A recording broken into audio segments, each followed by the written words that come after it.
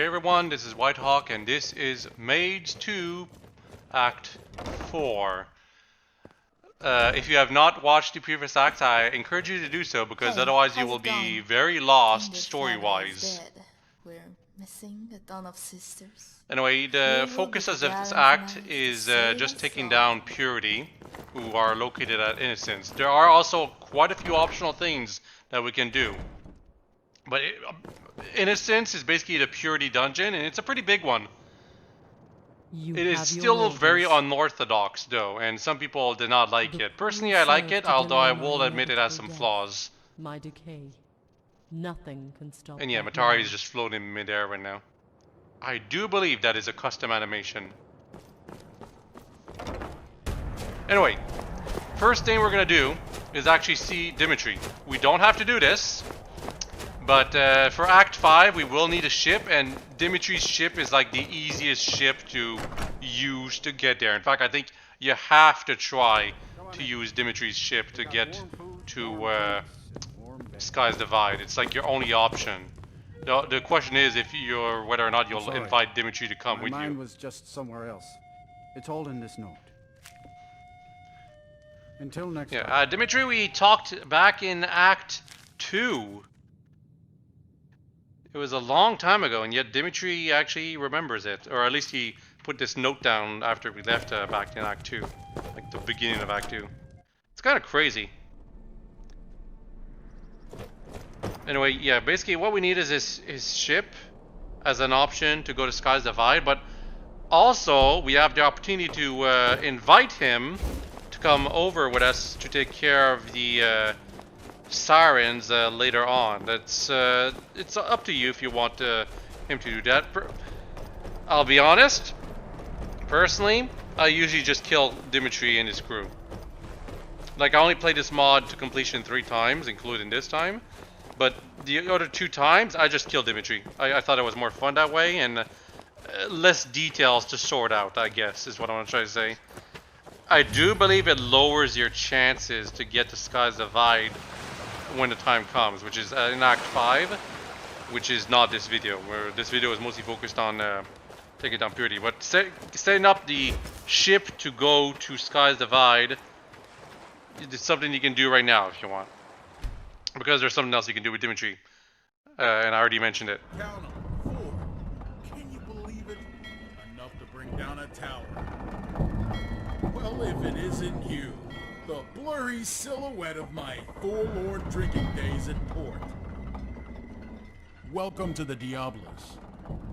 Let's take our dialogue to my humble office upstairs. We have some deals to make. Yeah, the Diabolos, that's the ship that you basically have to use to get to Sky's Divide. But more importantly, there's more things you can discuss with Dimitri in regards to dealing with Matari. You can do these things later, although I believe if you deal with Innocence and then Matari, you will not get a chance to speak to Dimitri to deal with the sirens. You'll only be able to get his help when it comes to getting to Sky's Divide. Straight from the island, Redguard. Now, on to business. Yeah, Strauss Mackay is Redguard territory, apparently. So you found the hive. Thought it was just a rumor spreading throughout the Ashen camps. A legend to keep the spirits up. Got the location from your blue friend in Dawnstar? Smooth. The finale of our campaign. One last massacre to tell those doe-eyed freaks to get off our continent. Yes. Yes, I like it a lot. It's going to be hard to keep our blades sheathed, man. He's not kidding. Let's discuss that. You're gonna need lots of speechcraft if you want to keep Dimitri and his crew from creating a massacre at the palace. Base of the throat of the world? Simple. We'll be there. I fancy punctuating successful deals with a glass of Tamika's Vintage 432. The last truly good year to be in the Brotherhood. If you've got friends, why not have them join the fun? Send them here.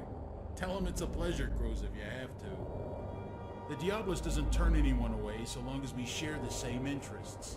Purifying Tamriel, one ashen at a So this time. is a major optional thing you can do, And pirating. which is to add more members to the trip to Sky's Divide. It all depends on which faction leaders you are. Done speaking. Help yourself I'm to only the spoils Archmage of of a good Winterhold, raid. but if you were like, say, Welcome to the crew. the also the Thieves Guild leader, the Dark Brotherhood leader, We'll be there the even Companions if the leader, sky is and the falling. Nothing is leader getting of the in way of our vampires, then you'd Might get as a well whole bunch talk of if extra we're gonna be NPCs you working could bring to like with you to Sky's Divide. Let's see. NPCs Honestly, created by Esmeralda Maids and too Eric specifically, Darwin not brings us NPCs to from the 5 vanilla ships, game. including ours. Former Brotherhood? Got 3 on deck, 4 dispersed amongst the other gals. So yeah, sizable and more tight-knit than our competitors. If they were, we'd be able to start our own damn chapter. Only 8 of us outcasts. 7 after old Eridara met his end. I've been trying to get them each their own ship and crew to call home.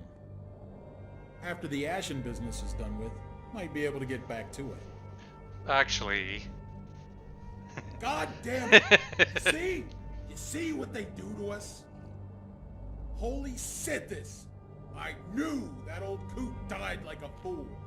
But like that? yeah, Life he goes had on. not looked into the incident. Eridara He's failed to show up Dimitri at is the not rendezvous. nearly as knowledgeable as it comes And in when it Doriana, comes to like poor all boy the was other learning characters fast in from the his old man. mod who seem to know kid. a lot more than they let on, Really enthusiastic. or at least try to let more Alcohol know is more. like Dimitri is a shit. lot more simple-minded. Bloody terrific. 11 years ago, we all joined around the time the Wayrest Sanctuary fell. We'd all been doing lackluster.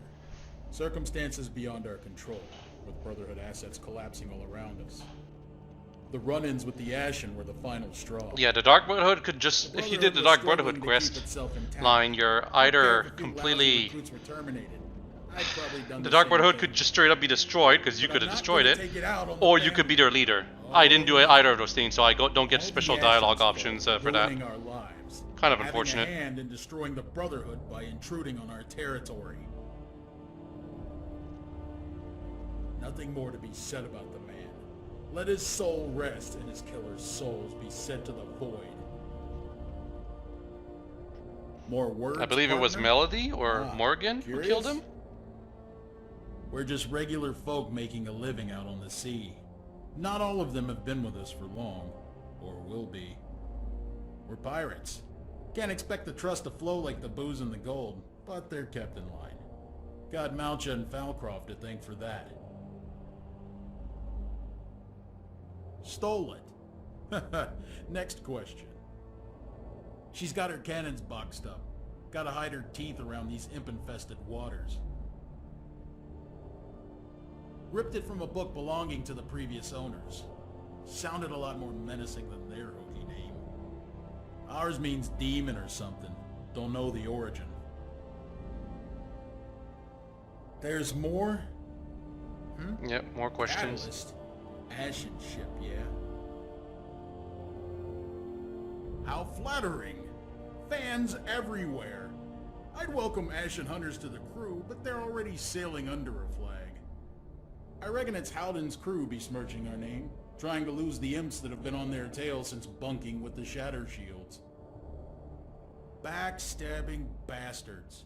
No telling how many drinks they owe me back in Dawnstar. Not sure how I feel about that.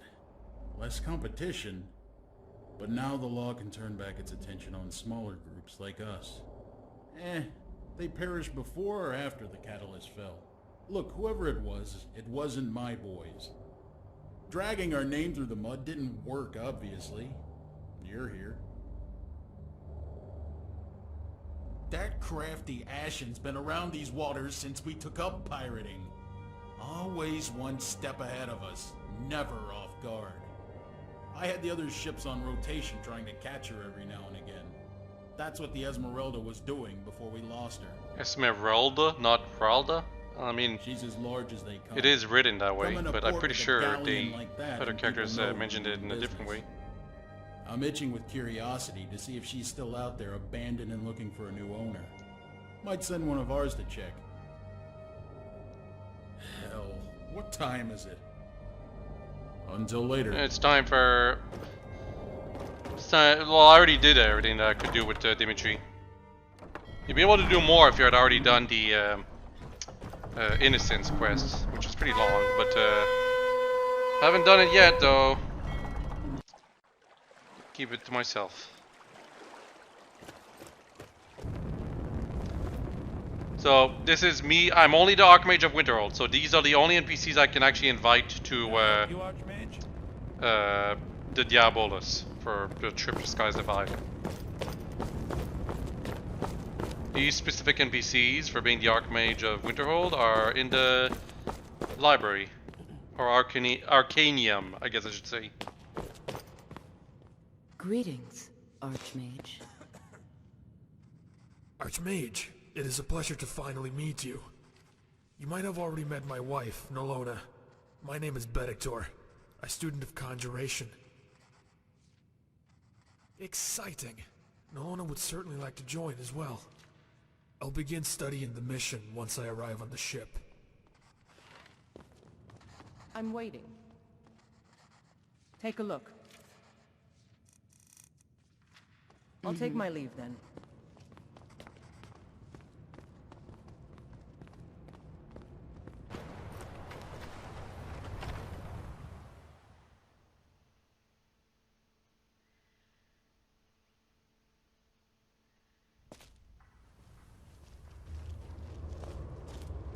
Hey!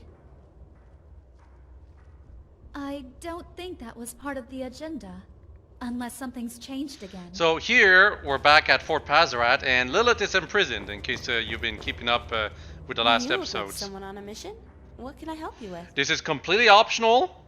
Freeing Lilith Shouldn't it be is obvious? not The friend something I you need for have all to his do, crews is a but she traitor. will die if you do the But let's Innocence see what quest they and say. fail at saving her Yeah. at another Facts, moment at the don't end. lie. Like, this is the No first matter how opportunity much you I get to want save give you Lilith. the benefit of the doubt, The second one is after Innocence, I like right after it. just You can't get to imagine a reason. you get to see her like being sent for execution, and you Maybe have it's to spoken save her word, then which by and proxy are now, also or else times. we'll never see her ever again. Saving Lilith has some pretty drastic not consequences acting for yourself. the That's Act what I would 5. expect from the new Lilith. In fact, it has consequences for the ending. She's Maybe pretty you damn should focus important to on this. Lilith. Get your mind. She's kind of lucky. It's very clear the author liked her a lot. I kind of wish like other characters had gotten the same treatment, but like besides maybe Dimitri, who is also a bit lucky, but he doesn't quite affect the ending. Really only Lilith get this kind of importance that is also optional. She does not have to survive to like the end of the mod, but I imagine most people want We hardly knew to each save other her. for very long, so it hasn't made much of an impact. You should It's be definitely asking more someone interesting to save her, I'll say who's this still much. good friends. Unless you absolutely hate her for some reason, or all the Can't do Ashen in that. general, Maiden's orders. I would recommend Only saving they her. and Sasha have permission. It might be a bit more difficult to save her at this see. opportunity because you kind of have to do something pretty drastic to save her. While in the other opportunity, you only have to kill like 5 people. Here, you'll have to kill a whole lot more. Let's just say that. You're gonna have to kill a whole lot more people.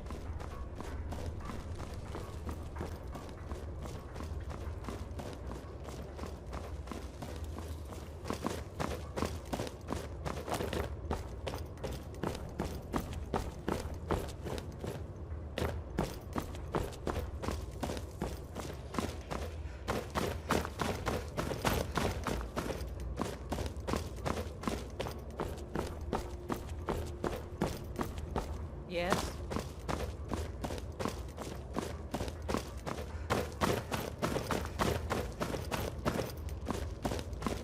I get so excited just talking to you. No! Do you have any idea what would happen if she gets out? She's not a happy person. She'd kill us all in the name of revenge. Oh, I want to kill you right now, Catherine. You wouldn't want her to kill me. Would you, miss? Unfortunately, you cannot kill any of the Golden Maidens here. Darling. If you attack Curious them, they request. just shrug off your hits. It Like, intrigues they me. just take them. But the answer But you can't kill is them. No. They don't get mad either, though. They just casually accept it as How neat. you relieving There's no some need for stress sympathy. if you attack When them. Atari feels the time has come. But you can't kill them no matter how hard you try. Stay safe.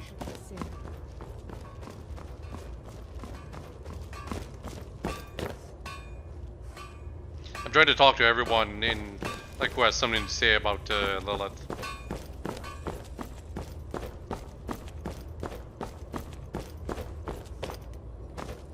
I have to just, like, I think it's pretty clear, but Act 4 is where Maids 2 gets a lot more open in terms of optional things that you may or may not want to do.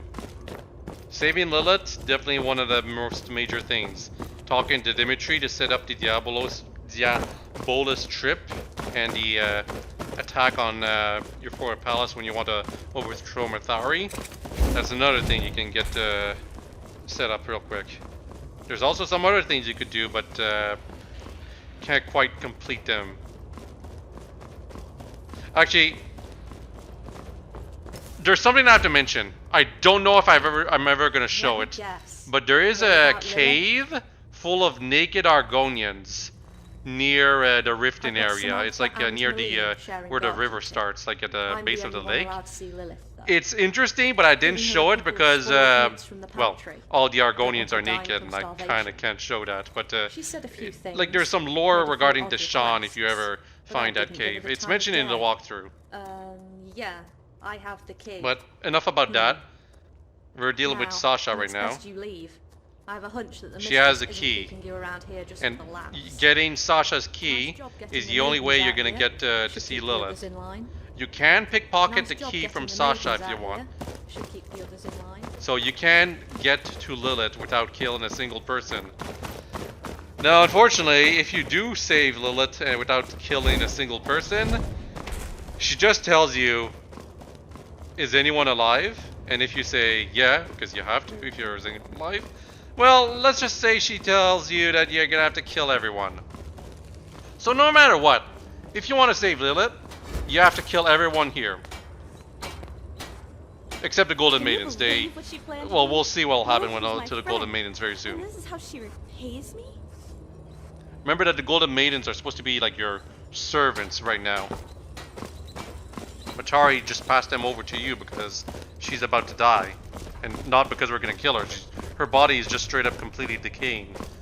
I kind of wish there was a bit more of an effect on her body when we talked to her at the start of the video, but nah, just more lore stuff. Anyway, yeah, just attacking the sirens once will not piss them off. Good afternoon. It's only if you're committed in actually killing them that they'll all start fighting back. And I figured I might as well start with the one who has the thing I need. The key.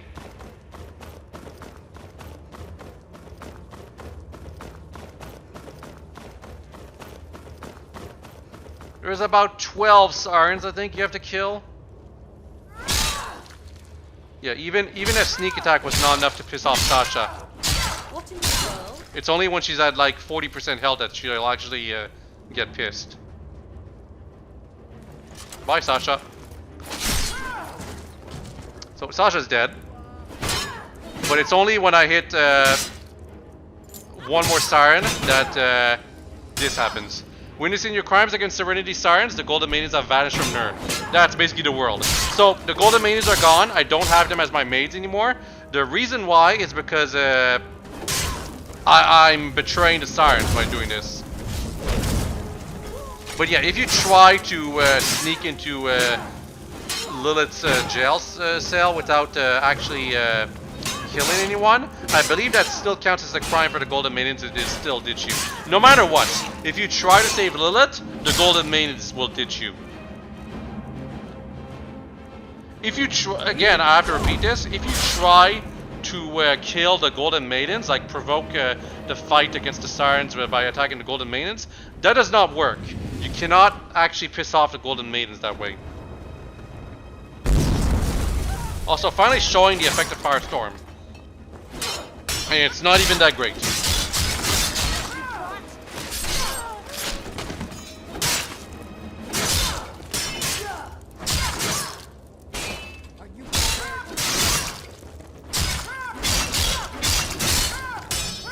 Sirens hit pretty damn hard. They're not incompetent fighters.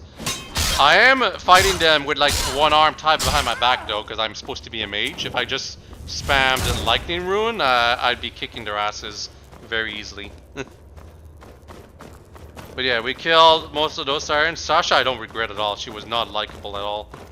But we're about to kill Samantha and Meline, so... If you like those two, I'm sorry, but they have to go. Lilith would force my hand if I did not kill them.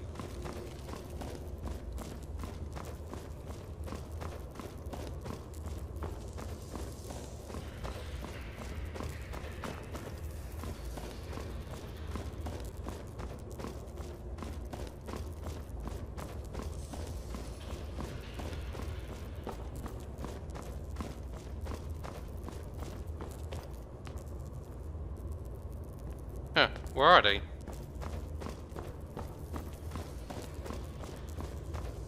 Did I already kill them and I didn't notice? No, they're standing guard. Or at least Melina's. Yeah, there they are. And looks like Samantha's ready for combat. She should be paying attention, if anything, though. Samantha missed. So much for being the more competent of the two.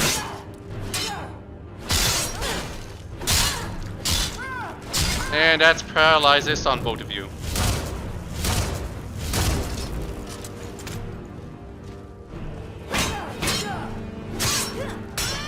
Paralyzes on Meline again. And Samantha again. Well, you don't get beheaded at least, Meline. Only Samantha left. Any last words? Apparently not. And not even... No kill move on Samantha. She got spared. She didn't lose her head. But no, she was crazy for quite some time now.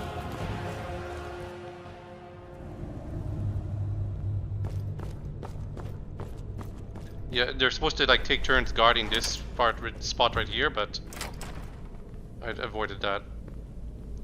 Yeah, if you liked seeing Lilith in her underwear in Act 2, this is the only other time you get to see her like this. Ma'am, you shouldn't have come back.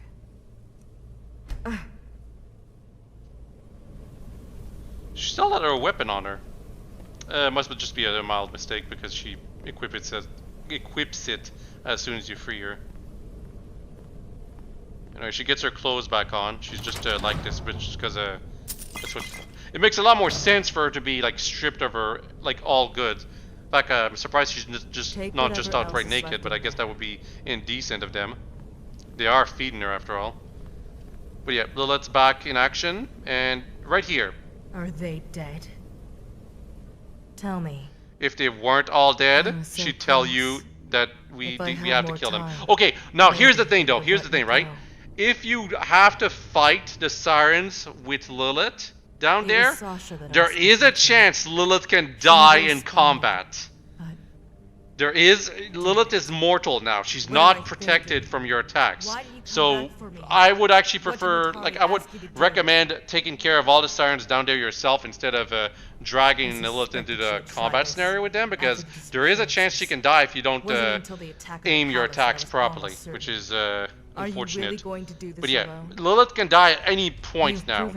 She is not immortal.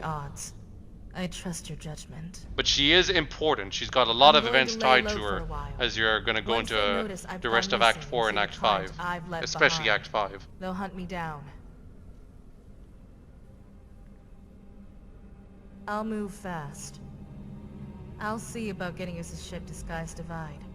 As soon as you destroy Purity, come find me in Dawnstar. Will the outcasts be on board? Then I'll stay in Dawnstar as planned. I doubt they'd be happy to have an Ashen in their company longer than necessary. Yeah. Command. If you had killed Dimitri, Lilith would be going like, okay, I'll go on the ship and I'll get us a crew. Promise me. Because she's not comfortable being around Dimitri. And honestly, she is right to be suspicious of Dimitri. Dimitri, like, he respects her wishes to not kill her, but if it was up to him, he'd take the first opportunity to kill Lilith. And I'll demonstrate that in the next video. I highly doubt that would be a possibility. But, yes. Agreed. May the divines It guide might be you to more of a victory. possibility than you think, Lilith. I mean, I We'll did talk just later. kill, like, all of your friends. You have to be prepared to fight against me if I have to fight you.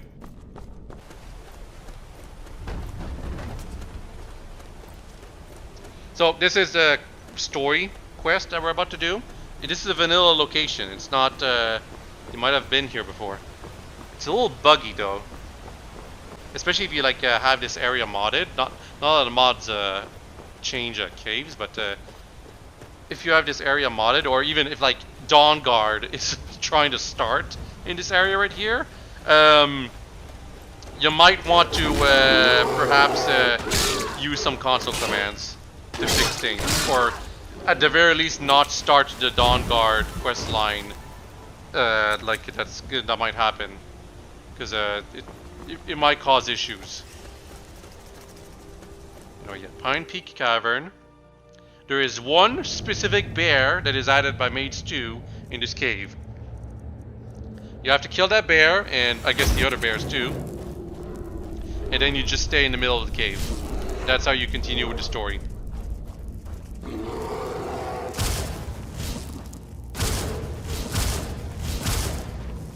The bear that was added by Maids 2 is not special. It's just to quest complete, yeah.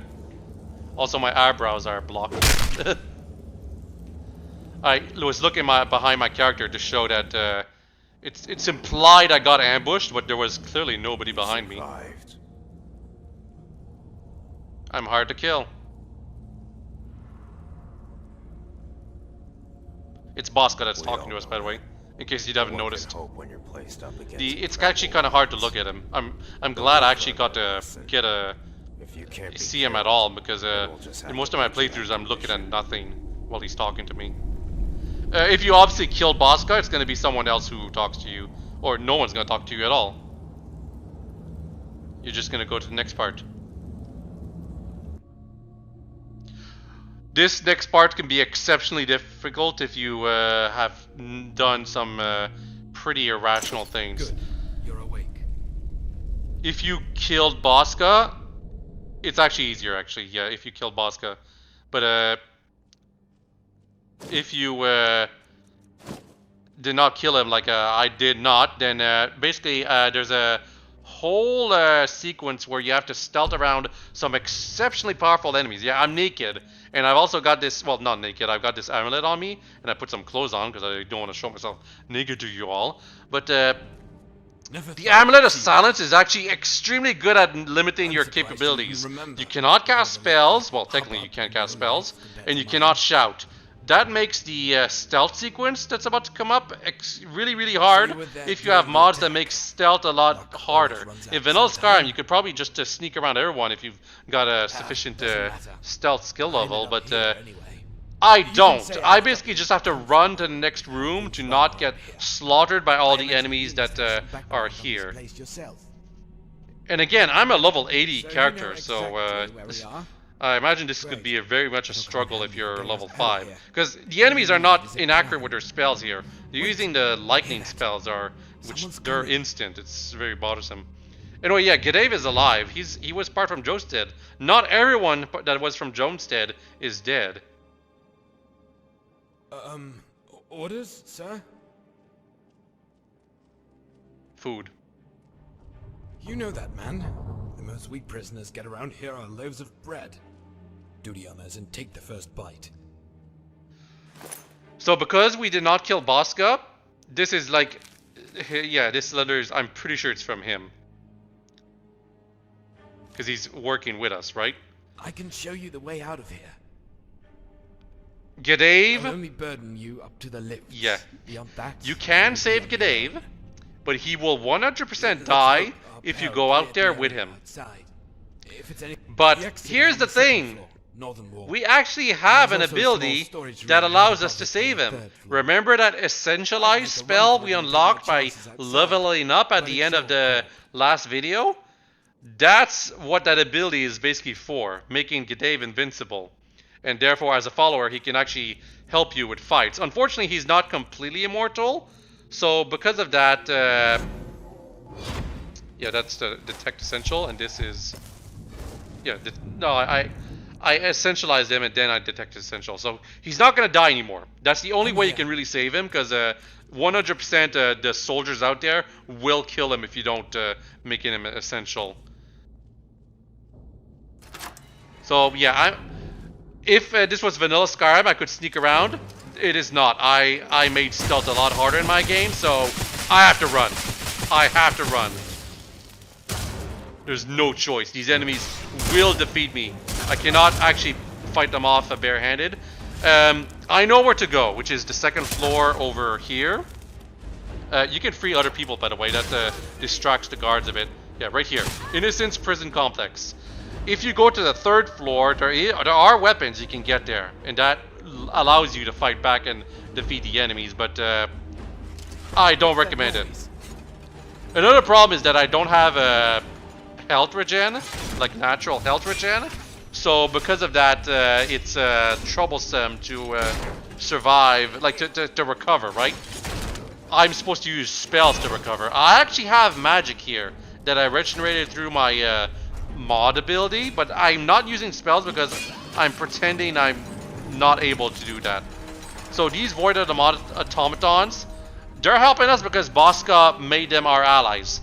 However, if Bosca is dead, those automatons would not be on our side, and I think they wouldn't be there, but if they are here and they're not on your side, well, let's just say this part right here becomes even harder. Yes. But if Bosca is not alive, the escape from the complex is very different, because like it's a prison riot that allows you to escape, which is very different.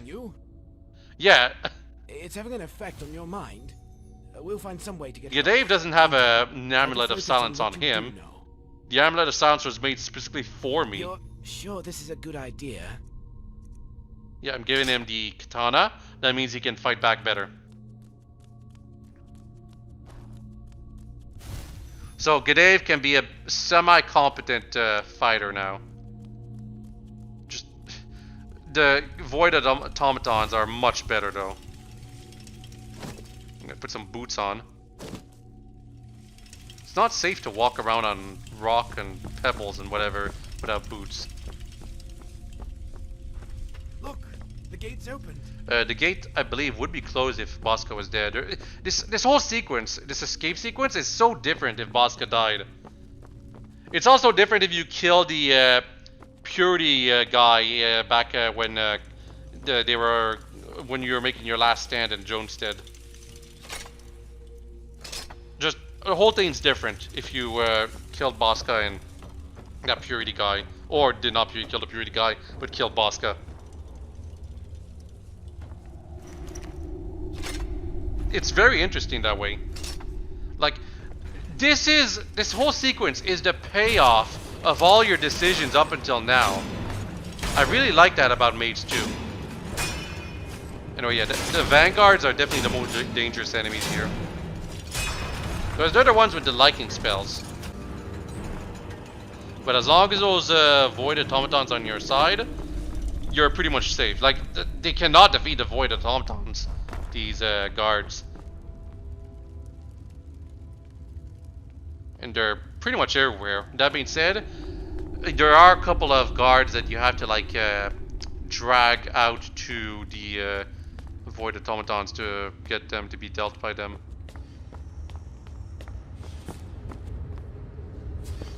That gate is always raised. If you want to get to the roof of the facility, walk the ledges and try not to... Yeah, Gidave basically spoils the solution here, because we need to go inside that building here. It's not exactly clear where we're supposed to go. We can ignore it if we want, but going into the next segments without getting rid of the Amulet of Silence and getting all our stuff back, not exactly a good idea. It's an interesting challenge, but not a good idea. I think once you deal with the boss of this place, the Amulet of Silence will be removed no matter what, though. Possibly. Potentially not, though. Oh, these Void Spheres got defeated. I think they're always defeated no matter what, though.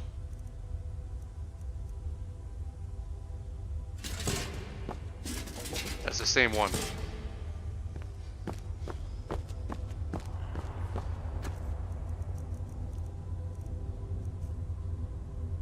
Yeah, I can't use some of my powers. It's actually quite interesting. You can cast spells if they're cheap, though.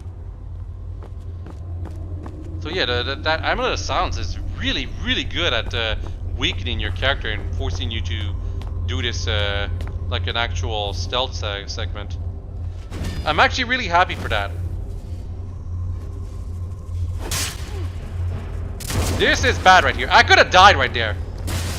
That lightning spell that was cast by the Purity Vanguard, that right there could have killed me.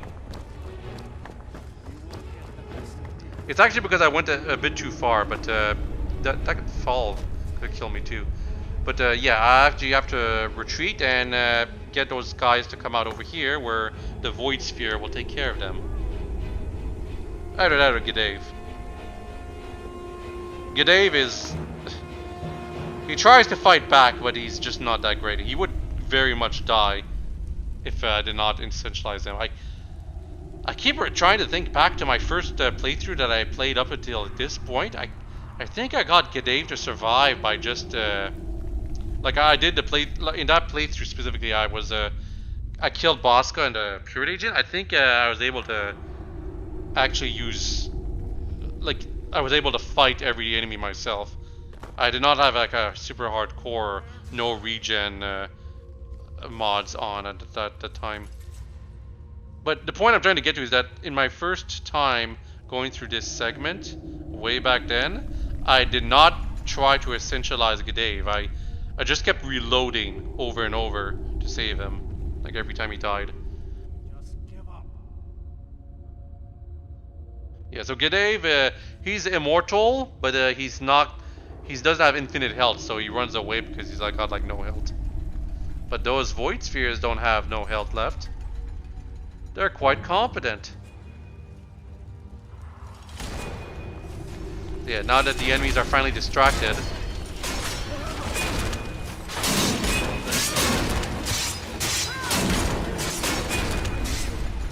You must die!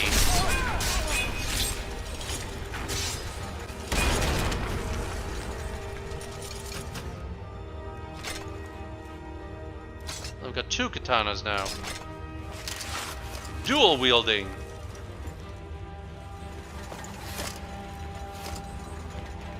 So yeah, though I really need to get my stuff back though now.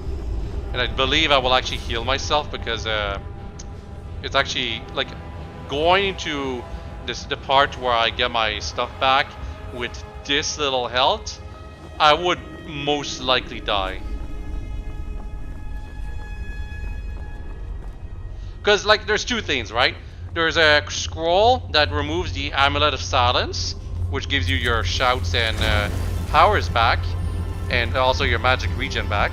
But there's also getting your stuff back. You can do either or separately. Like you're in the same room, but the scroll is on a guard. So the first thing you'll probably do is get your stuff back, in which case you can fight more competently. You got armor and whatever. But the second, if you're astute and quick enough, you can also get the scroll back first, in which case you get shouts and you can get use Become Ethereal to give yourself a much better chance to survive for the few seconds you have left. Yeah, the Descending Light is the reason I got all that magic. That and Warrior's Flame. The perks that are introduced by the mod Ordinator. I really enjoy that mod. I won't claim it's flawless. In fact, I do a lot of edits of it myself to nerf some of the perks. But Ordinator makes the Skyrim perks a lot more interesting, and I like it a lot for that. Like compared to other perk mods that say that they make the perks more interesting. When I did try those mods, they just made it was just so broken. Ordinator is like the only one that gives you like interesting, powerful abilities unique to whichever perk you try to get into, without making your character just plain too powerful.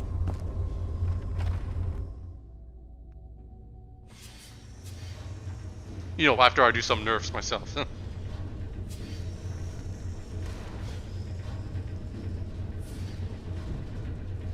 Also, some people don't like the armor spells, like the way it looks on your characters.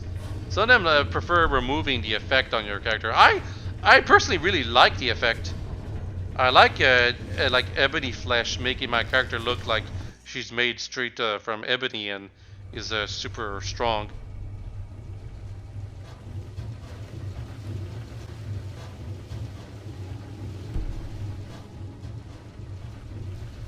I think my real complaint is actually dragon hide being kind of boring compared to ebony flesh.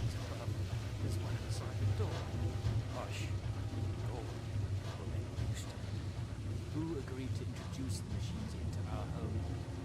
Atlas's final bargain with the mercenaries. So yeah, there's 2 Purity Assassins, or Mages, or whatever you call them, and a Purity Vanguard. The Purity Vanguard is the more troublesome of those 3, for sure. But yeah, you can break the glass panel. And I managed to get a sneak attack on that guy. Very good. Means less trouble to deal. I try to fight the Purity Vanguard. Not good enough. So I immediately take... I open that chest. Take everything inside. I had a Potion of Plentiful Healing. White Vial. I can put my armor on. Enough of the Siren Armor from now on, by the way. We're kind of like completely out of... Like, no longer will the Siren Armor be good enough for me. I need to wear my real armor, and it's the Archmage clothes. Like, look at how much less damage I'm taking with these Archmage clothes.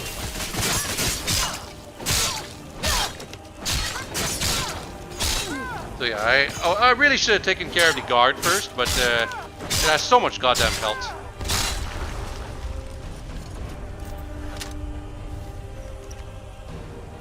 Key, I'm carrying too much, so I'm gonna have to start dropping stuff. The katanas I don't really need.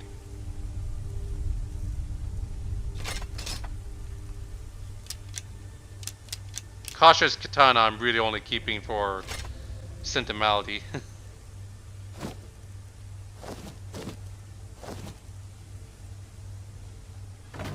That's a...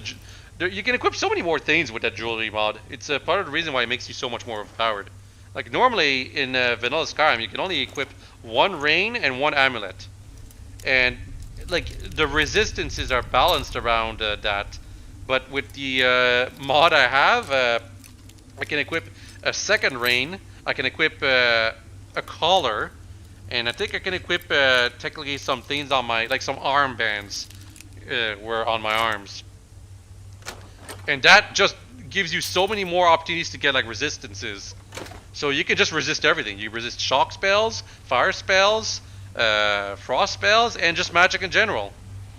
Anyway, yeah, that scroll is what unbinds the Amulet of Silence, and it just gets destroyed and turned into a rusty amulet.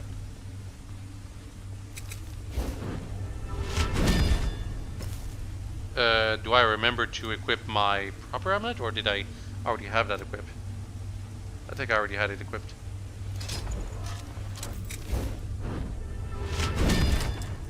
But yeah, time to get out of here. There was a void sphere right outside. I don't know if it's possible to like drag it into the place.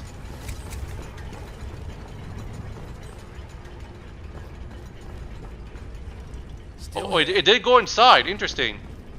Unlocking the door will get that void sphere to come inside. I don't know how to do that though. Possibly by unlocking the door? Either way, I prefer breaking the glass panel.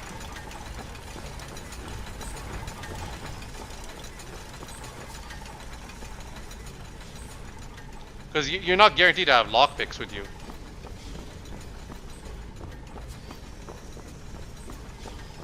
In fact, I don't think you'll ever have lockpicks with you.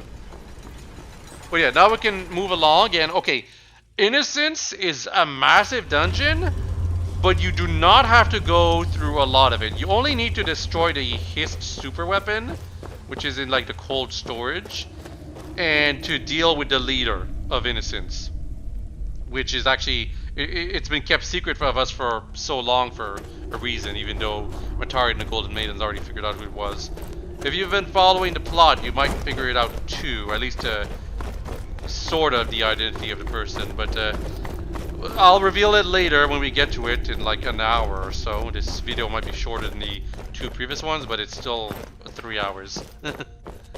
But yeah, first we're gonna go to cold storage, and then we're gonna do basically every little optional thing we can do in Innocence. There's a lot. It's mostly exploration related though.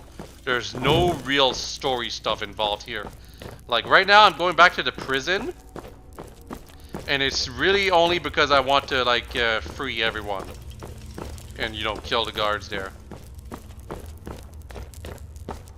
I believe if you kill boss guy and the purity guy, you might start in the mining segment, because the implication is that they use the prisoners as miners, which is a real life thing. When you're a prisoner, you're treated like scum. You're treated like slave labor, because that's what you are, a slave. But yeah, time to kill all those guys.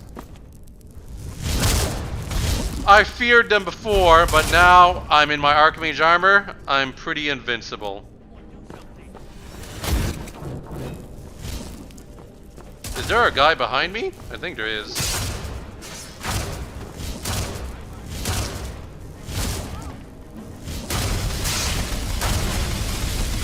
Look at these guys. There's 5 of them. And yet they can barely hurt me now. That's the difference in power.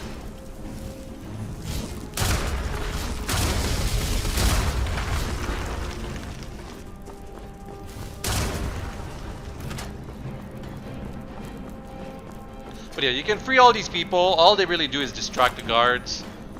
If you already killed the guards, all they do is either stay in place or escape. And some of these people are monsters. Like there was a Falmer back there.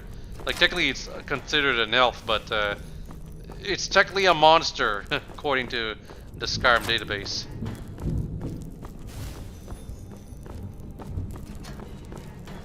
Some cells are empty, and I went back through the prison complex here.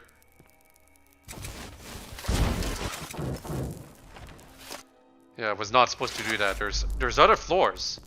I want to show the other floors.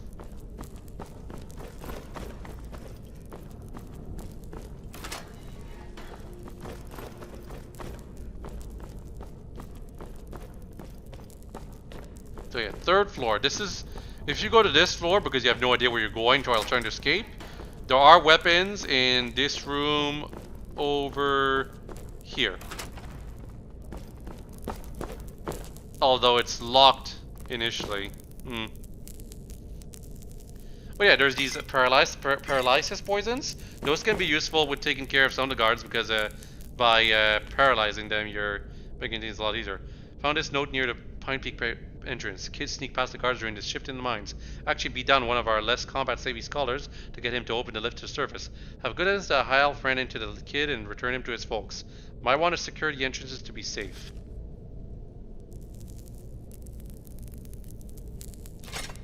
There's also a prisoner's note. I didn't want to take all the other stuff, but it's in the way. I've been captured by men dressed in white. If someone finds this note, please tell my dad and mom. I don't know where they are. Okay, so that must have been the kid's note.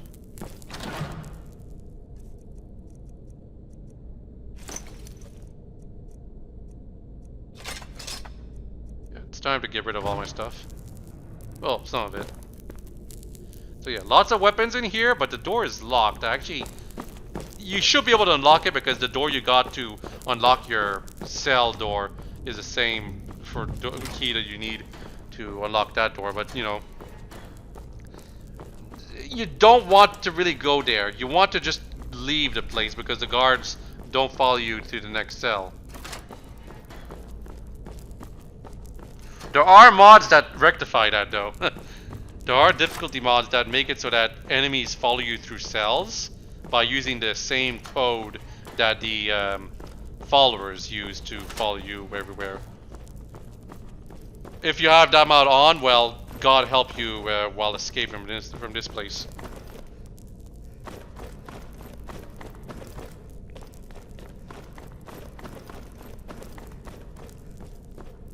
This is the kitchen. Not much can help you here. There are some foodstuffs, I guess.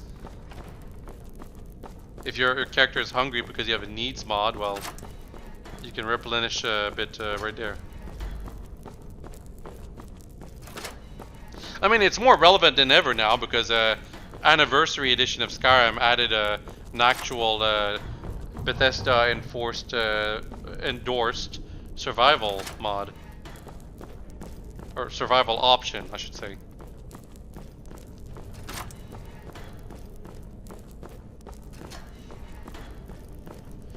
It's a lot simpler than the actual mods, but personally I don't mind. I actually prefer it that way. I kind of got tired of all the overly complex nonsense of survival mods. Like, oh, your character has to eat, they have to drink, they have to piss too.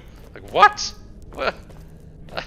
I just want to make the foods useful. I don't want to make it a whole mechanic by itself. I mean, it technically is, but I don't want to make it too complex. I don't care about it being realistic. I just want it to matter. That's why I look into these survival mods in the first place. I used realistic needs and diseases for so long, but a lot of people kept saying not to use it because it had been stopped supported. Like, it stopped being supported for a long time. Some fans would support it themselves, but people would get pissed off because it was not like officially made by the author, who just gave up on it at 0.99 or something like that. Bottom line is that at least survival mode introduced by Anniversary Edition, that's basically compatible with all of Skyrim and its DLCs. No need for patches, except unless you have mods that introduce new foods, in which case, yeah, you'll need patches for those. I guess that's what bothers me about a lot of mods. Like, a lot of them are really cool, but they stopped being worked on fairly early on in Skyrim's lifetime, and with all the new stuff that was added to Skyrim, either by the official content or DLC content, the mods just became outdated, if not outright incompatible with Skyrim. So because of that, we gotta make patches to make them compatible with other mods or just the game in general. And at a certain point, when you've dealt with enough of the mod stuff of Skyrim, you realize you got like half of your mods are just patches for the other mods that you've got in your mod list. And it's just so annoying, man. Cutting down on those mods that need like a million patches, it's why I decided to start using survival mode. Oh yeah, this is where we have to go. The void spheres are taking care of the enemies for us. Very nice. Or at least they were trying to. Yeah, that Purity agent actually managed to get Dromore to help them with the dwarf spheres. Anyway, that guy glitched, so we're gonna ignore him. And just like that guy is ignoring us. Hello?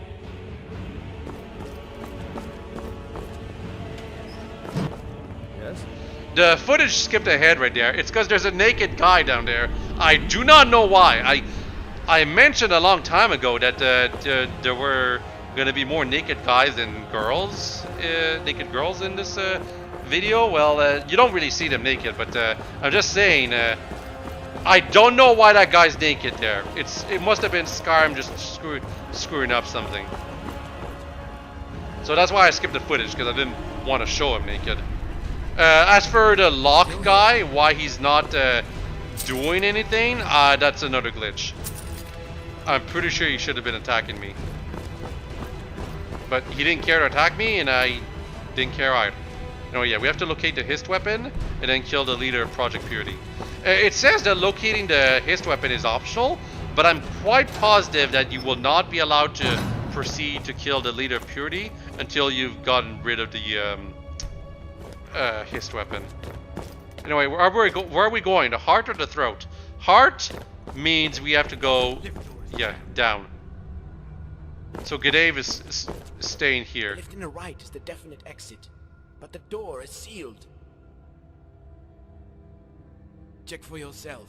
There's something odd about how it's stuck. You might as well use the other lift, but I don't know where that one will take you. Well, it's not going to take me outside. Find a place to hide until my luck changes. Watch yourself, you hear? Okay, so yeah, if G'Dave got up to this point and there's no one else in the area, then that means he survives. So we're going deeper into Innocence now because the other lift is magically blocked for some reason. There was, I believe, another way out of there though, if you had searched carefully. And if not, well, it's here. Here we can actually diverge in where we can go, and there's a lot of lava here. I don't think I need to explain what's going to happen if you fall into lava. Lava was only in one place in vanilla, well, not vanilla Skyrim, but Dawnguard DLC Skyrim. And if you play enough adventure mods or new dungeon mods from people, lava will definitely be a lot more common in those mods. Like, I think the other mod that makes me think of lava, besides Maids 2 with its huge lava cave here, is the one that like adds tunnels all around Skyrim that connects everything to everything. There's like one specific segment that has lava. I can't remember the name. It was a cool mod, but it insisted on using not DLC enemies, but special mod enemies, and it didn't balance them well. Like, those enemies just had like so much goddamn health, and they were annoying to kill. I had to drop the mod, unfortunately. It was really cool what it was doing though. Anyway, my character is an Archmage with powerful spells that makes her invincible. That being said, I'm pretty sure being this close to lava should kill her. Like, games don't seem to take into account, or I guess writers and game designers when making levels full of lava, they don't seem to take into account that when you're this close to lava, the sulfur emitting from the gases or whatever from the lava would be more than enough to kill you in real life. Not as if the heat wouldn't be enough if you were this close, but you know. The point I'm trying to say is that in real life we would not be able to survive being this close to lava. So right here, this is one of the places you can continue through. Actually no, it isn't. High Splendor. That's actually near the end. We're supposed to go locate the hist weapon. I think if I try to activate that lever, I will be blocked. Yeah, we're supposed to take the lift down in Hephaestus production. Then we rig the generator and get out as fast as we can. I don't know why Bosca didn't do that himself.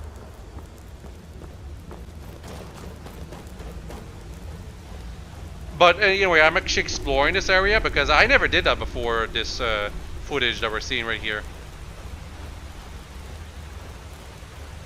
I never explored this area because it's not important. This is all optional stuff. Just explore at your leisure and enjoy the sights, I guess. Just don't fall into the lava because it's 100% almost guaranteed death if you do. Like, I don't know how you would get out. Because it would kill you instantly, but it would kill you pretty quickly.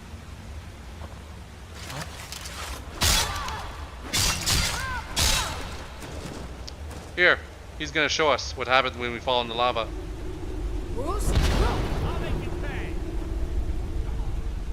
Actually, I think he died from fall damage. I should have just Fusrodad him right away, but I think as he was sitting, he would have been invincible to like being sent in the air. But yeah, just to show that, assuming it wasn't fall damage that killed him, fall in the lava will kill you and the NPCs.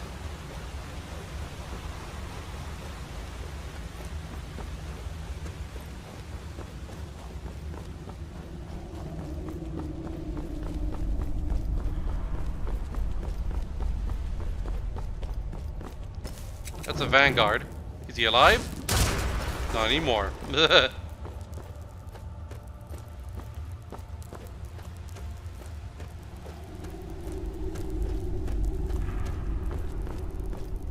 So yeah, this is Hephaestus production right here, I believe. Like, it's a new area. Yeah, archives, acquisition, production, cold storage. So we want to go to F1 so that we can then go to B1. And no matter what, we're going to production.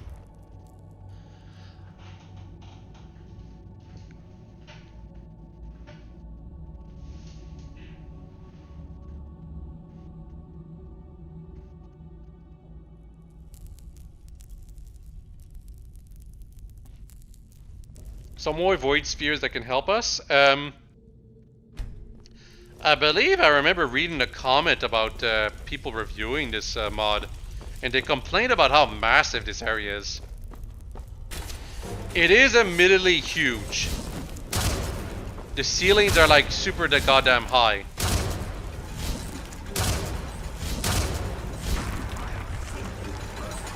No, I'll see you burn from electricity. The void spears can unfortunately not do anything. That guy is trying to paralyze me. Unfortunately, my magic resistance is too high for him. So his attempts were just feeble. It is something you have to be concerned about, though. If those guys can paralyze you and you haven't killed any of the vanguards and whatever, that could spell death to you.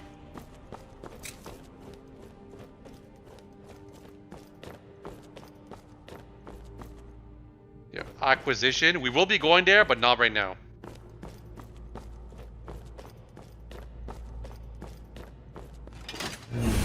Never mind. I guess we are going there now.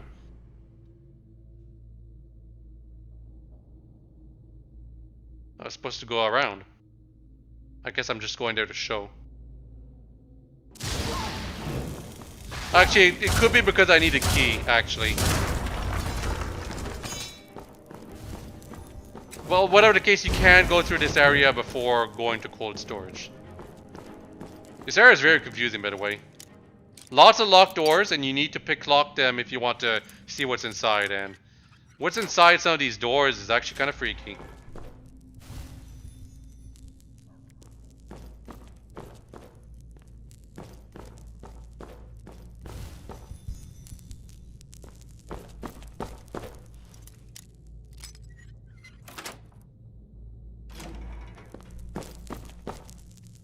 That is a naked Argonian. As I said, don't know why. Yeah, Argonian tribesmen. I mentioned a cave earlier, right? That's near a lake in Riften, and it's like a very secret cave where you can just find more about the Shan there. It's full of Argonian tribesmen, just naked Argonians. It's very weird, but if you want more lore about the San, that's where you go. You can go there like as soon as you start the mod too. Don't even need to like go to Jonestead, I believe.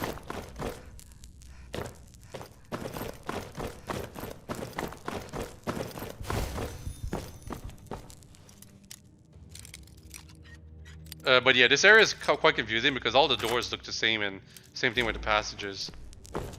That's a werewolf. I guess it's also naked.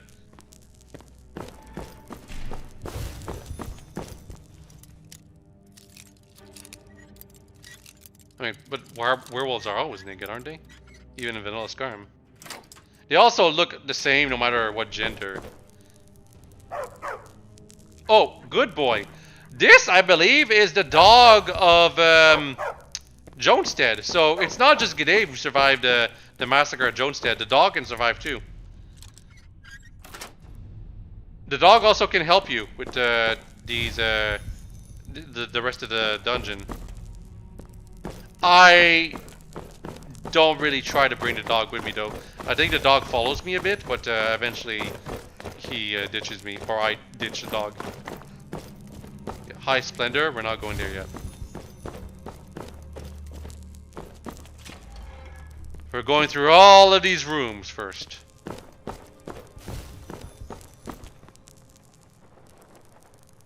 There is some lore in one of these rooms. And I think it's going to be like the last room I check, unfortunately.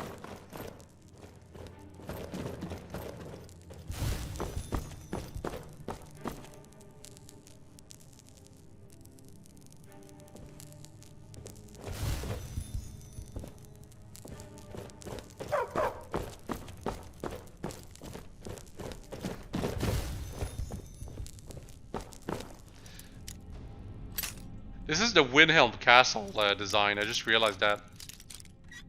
Like, I knew the mod reused an asset for this area, but I just realized this is supposed to be like Windhelm. And look at what is going on here. All the things are floating in midair.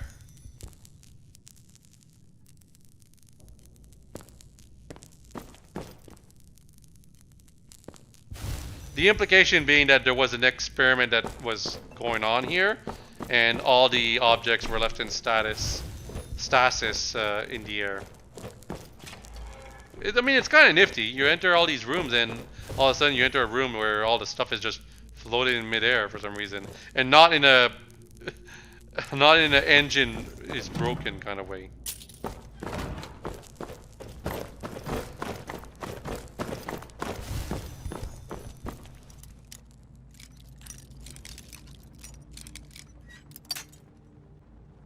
Man, I do not have a lot of lockpicks left.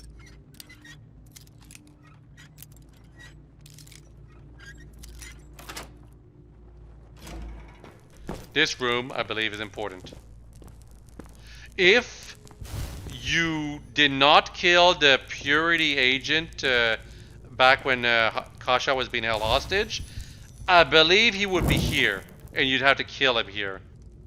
You might be able to talk to him, actually. But I did kill him, so yeah. Innocence, cold storage key.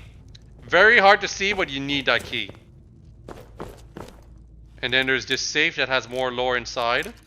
It's a master safe though, so good luck unlocking it. I mean, it's not that hard, but if you're not good at this minigame, and some people aren't for some reason. Some people hate this minigame. I actually quite like it, personally. I can understand being frustrated having to do it every single time you want to get something unlocked though. But personally, I'm always generically fine doing it.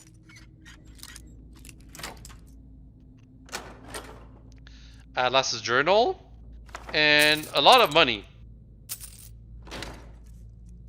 We're gonna read Atlas journals, not eat it. Reader, if you hold this journal in your hands, you either have departed from the royal coil and you've begun to sift through my artifacts, or you are my brother / sister arriving too late. I want it to be known by all, regardless of your affiliation, what I've yada yada yada. You have to pause the video to read this stuff. My words, yet uttered by Virgil's mouth. Who could this Virgil be? Could it be V? Like it would check out V, Virgil. And the Golden Maidens were like complaining about this V, as if she was using all of the Siren's asset. No, I think she said Purity's assets to get rid of the Sirens. Matriarch Virgil.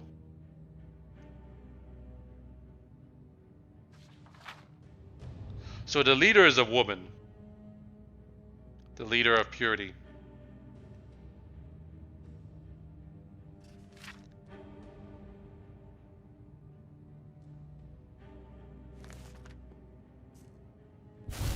So yeah, that book has a lot of relevant lore to what's about to unfold as we go through the rest of Innocence.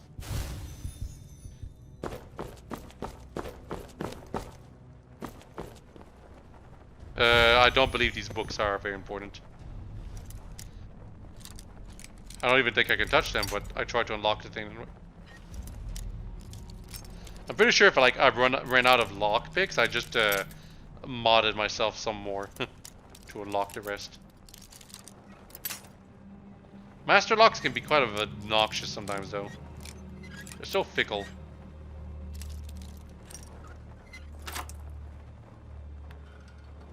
Yeah, Mythic Dawn commentaries, Before the Ages of Man. I already read these books.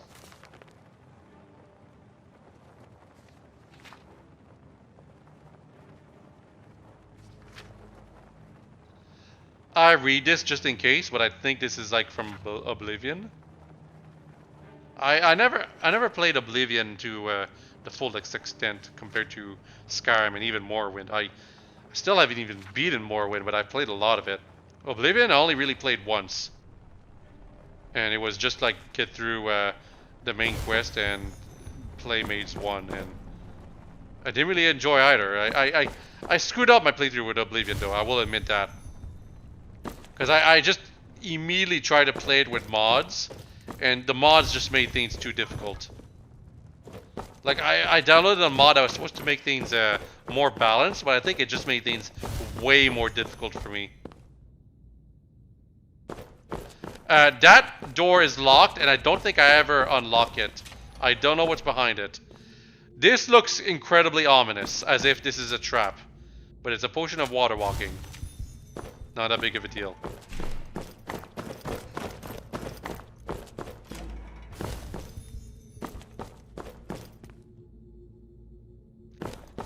This looks like just another office. The Purity Assassins are supposed to be like alchemists, for the most part. So that's why all these rooms have a lot of alchemy related stuff in them.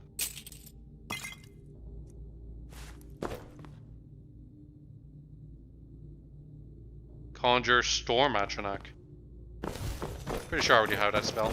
I'm not much of a conjurer though. My character is more of a... Oh, there's a lot of people here. And they didn't even know that I was walking around for some reason. Anyway.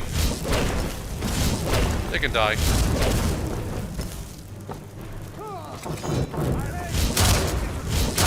They have names too. Well, one of them has a name.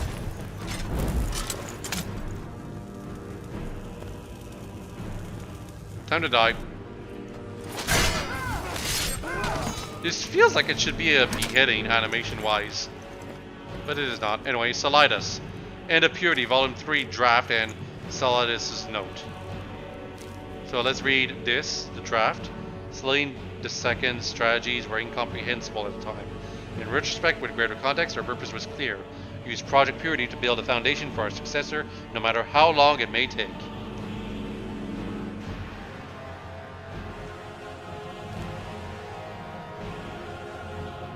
Fourth Era, 77, the Pinners had gone as far to build a private army to plant leaders, blah blah blah.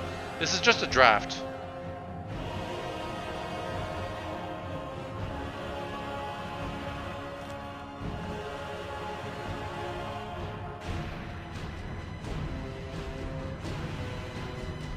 She initiated development on airborne hist weapon.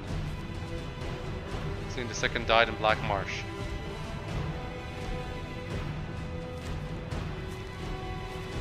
No purpose to sit in containment. Selene was killed 2 times before. There was no reason she wouldn't come back a 3rd time. We expected a long wait, but what? Solidus, what's your note? I can't do it. I can't bring myself to write another goddamn word. So close to the end, and yet all my strength has vanished. Worshipping that thing as an idol, and we have the audacity to consider ourselves above all else? Yeah, it looks like he was having a breakdown.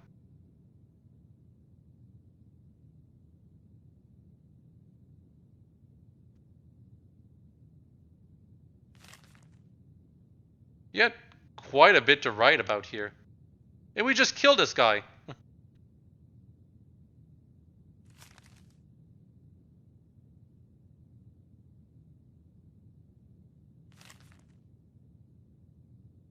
Well, he wanted his life to reset, but we just killed him. We ended it. All these other guys too, but they're nameless.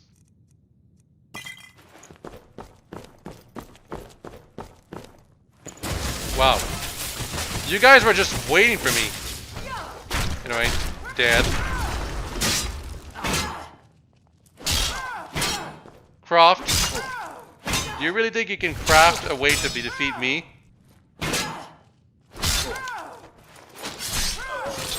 Yep. Croft's key. I thought that key would be to open that door that was locked back there. It is not, I think. I think it might be for the safe, actually. Or something else. Either way, that door is remaining locked. Never mind. I keep talking too quickly, thinking I haven't done things. But no, it turns out I did go in here. I'm thinking of another playthrough where I never got in here.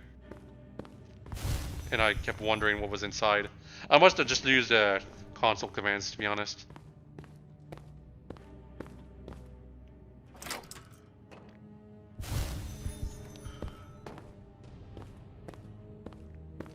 No lore in here, though, from what I can tell. Just some extra loot.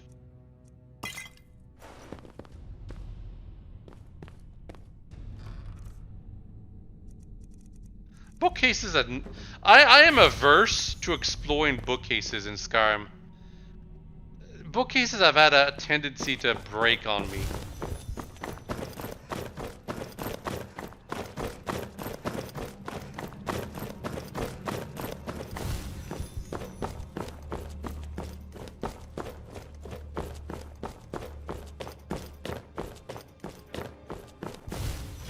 Now we're going to the archives. We already have the cold storage key, but... yeah, more enemies.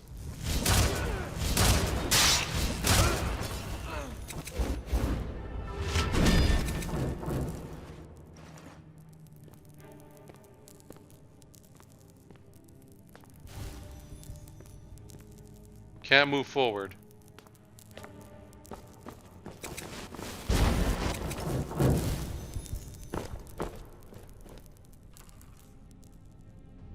There are, believe it or not, some important books in here. They might be on the second floor, actually. Yep. You're supposed to be like teleported up. Just kind of hard. Yeah, you don't want to deal with the Daedric lords. They probably hit harder than the agents. You done getting up? Can't hide from me. Where are you going? You're trying to hide from me, aren't you? I can't. Yeah. But yeah, there's some important lore books here. On Salaquine. This is not to be confused with the Salaquine book. Yeah. It speaks of avatars and... the soul of Salaquine, it remains a prisoner of the void, apparently.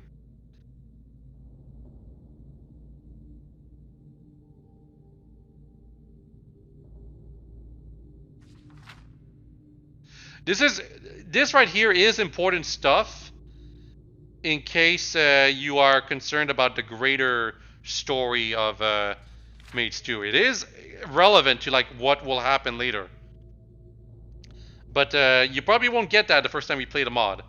In fact, by the time you get to this point, you'll probably be trying to end the mod because it feels like it's close to ending. But I gotta say, at the start of this video, that moment right there is basically the halfway point of the mod. Remember, there's still Act 5 to go through, and Act 5 is the longest part of all. It's almost 8 hours of footage.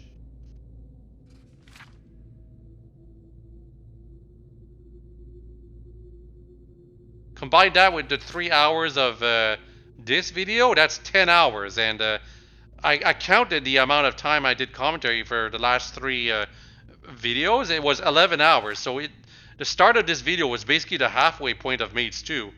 Even though it feels like it should be the end, it is not. There's a lot to do still. So if you're interested in like the greater lore of Maids 2, you might want to read these books. You might want to slow down the videos and pause and read them in depth, because a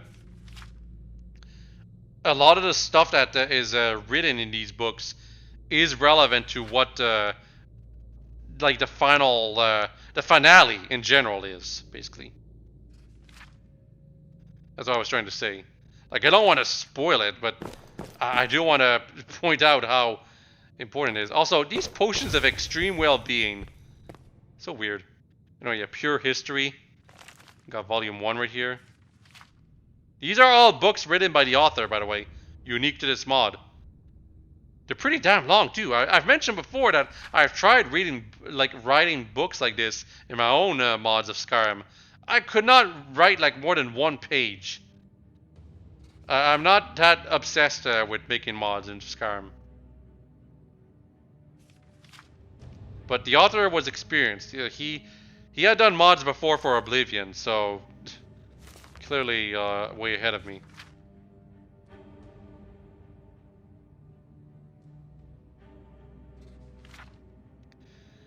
But in the case, a lot of these books mention Selene.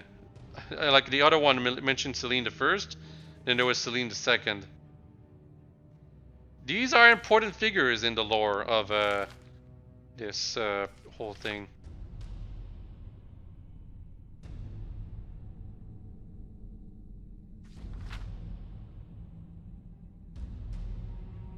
Matriarch Selene. Yeah, it seems like purity was always under the under a matriarch of some sort.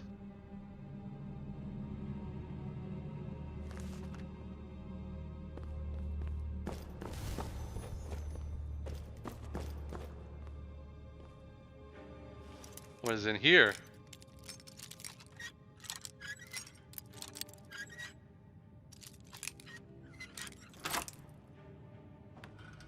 The legendary Scourge.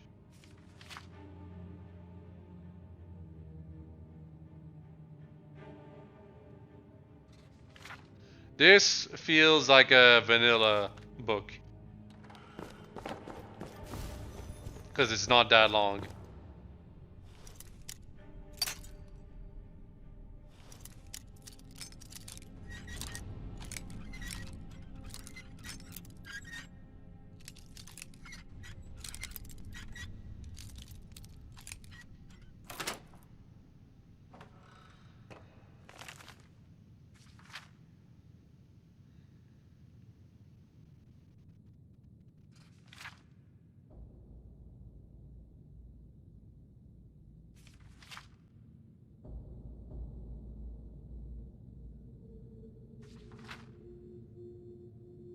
This is in relevance to her scene. The Daedric Prince, her scene. And I need 1 more, maybe 2 more.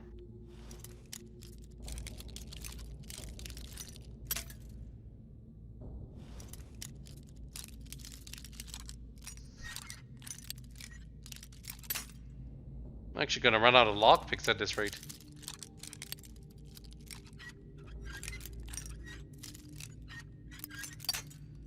Only 3 left.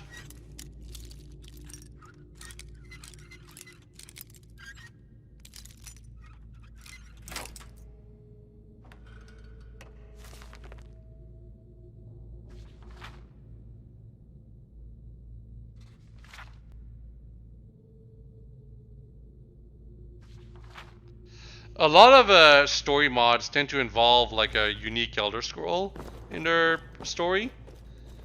Maids 2 is not one of those mods, but it does mention the scrolls at the very least. Yeah, I did not open that last case.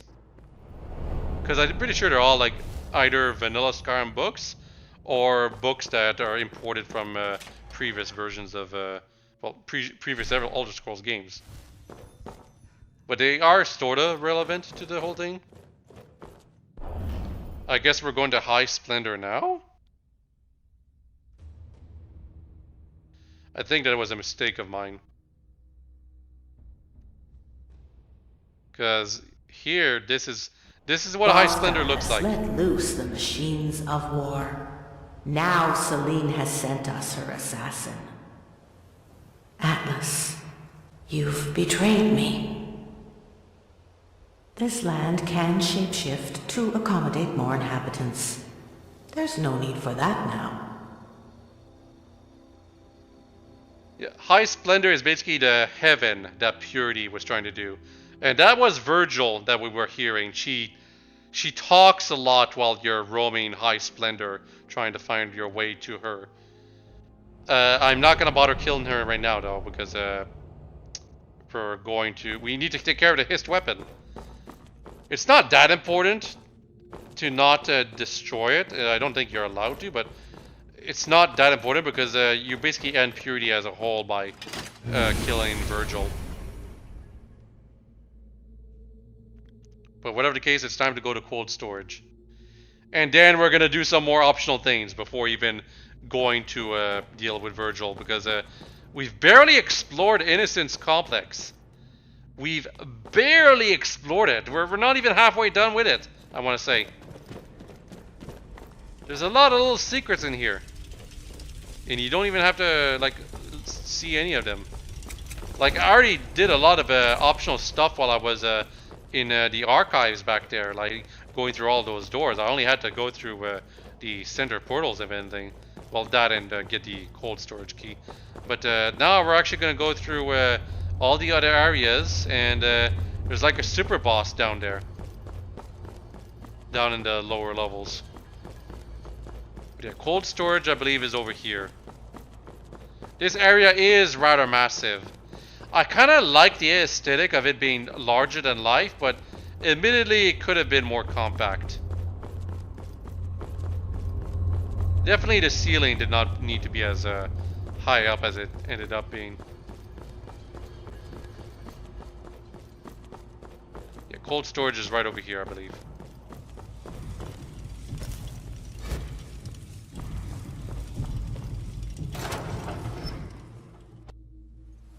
Cold storage is actually really small compared to the other big areas. This is just one room. It's not an entire dungeon, thankfully.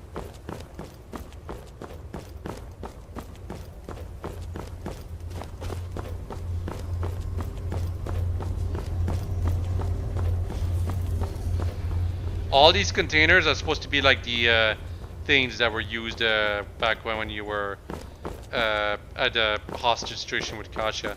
It's what poisoned you. It's the gas. So our goal here is to rig the generator to explode, so thus getting rid of all this substance. It's right there.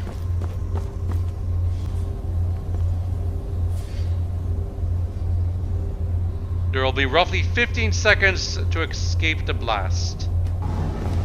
Yeah, the game's not kidding. You will almost certainly die if you do not get out of here within 15 seconds.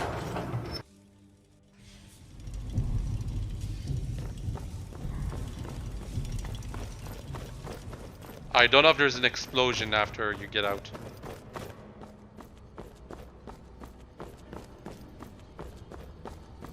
Yeah, I don't think there is. Kind of unfortunate. I think there should have been an explosion as soon as you got out of the room, but it's fair. The quest says you've destroyed the place. I don't know if it lets you back in cold storage, by the way.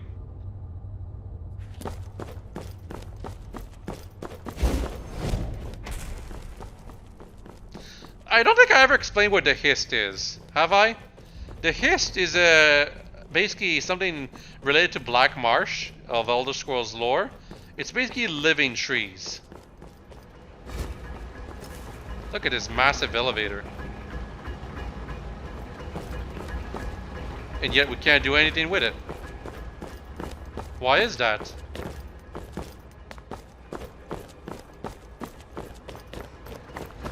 Yeah, I'm actually not looking properly where I need to go.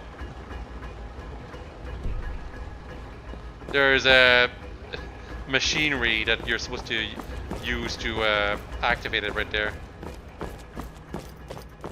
Right here.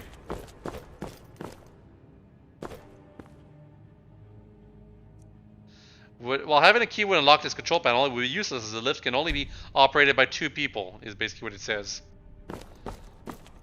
So this is like just to explain to you that no, you can't do this stuff here.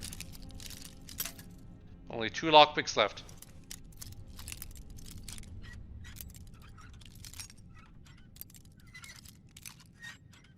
Only 1 left, God.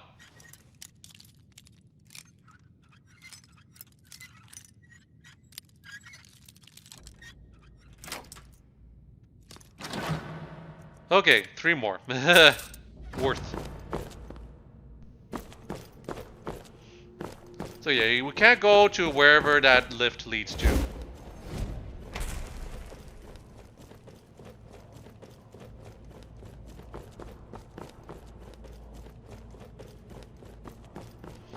But we can go over here.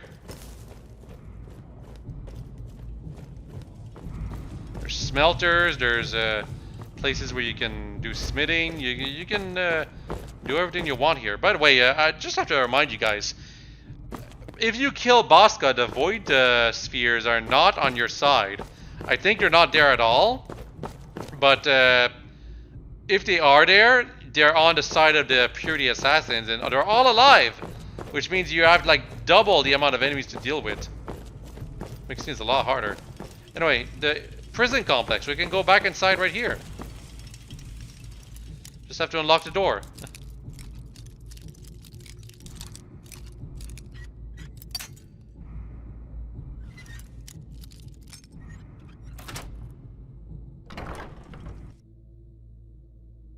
This is, to me, this is very important to show you guys this. Because it's, to me, it's really, really cool. Okay, we're back here. This was another place we could have been through back in the mines. Like, we could have reached this spot.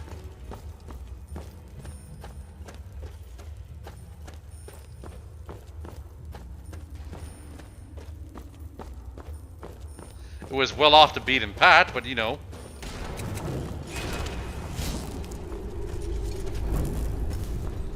Mining storage. We will check that place later. For now, let's check out over here.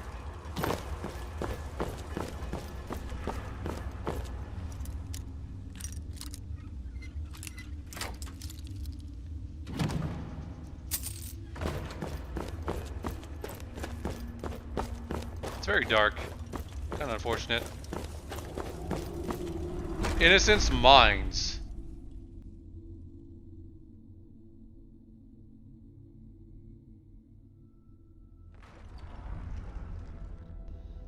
So yeah, this is actually really cool. First time I played through the mod when I got to here, I never went through to here. And I never got the secret that is connected to this place. Because this seems like a very irrelevant area. But there's actually a massive secret in this place. And I'm making a save here because I keep thinking there's a key I can get somewhere. But unfortunately there is not. At least not as far as I know. I think the only way you get a key to this place is actually if you don't complete everything you need to do here. Or if you like forget to like get your stuff back. Maybe.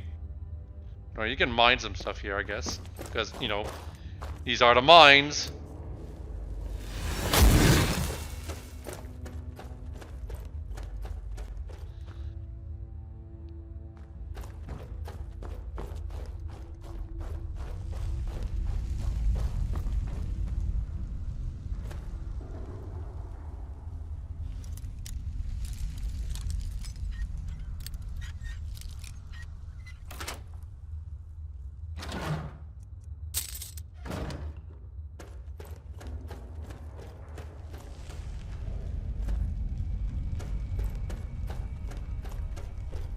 Yeah, I'm carefully moving through this area.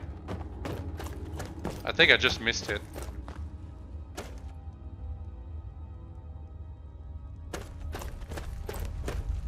Like the secret, I just missed it.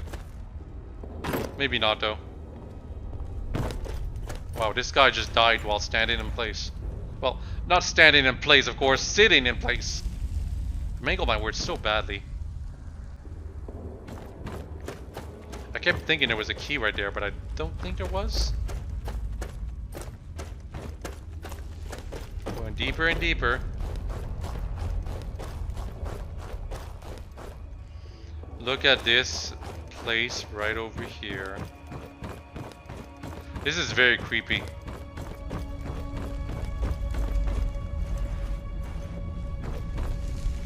If you jump off, you will die, I think.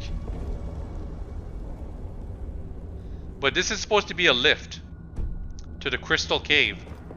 Even further below the earth. Like, we're supposed to be as deep as Blackreach here. And yet we can go even deeper? What could be down there? Can we even go down there?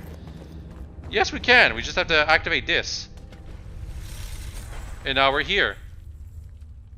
I remember actually reaching this place in my first playthrough. I didn't go any further though.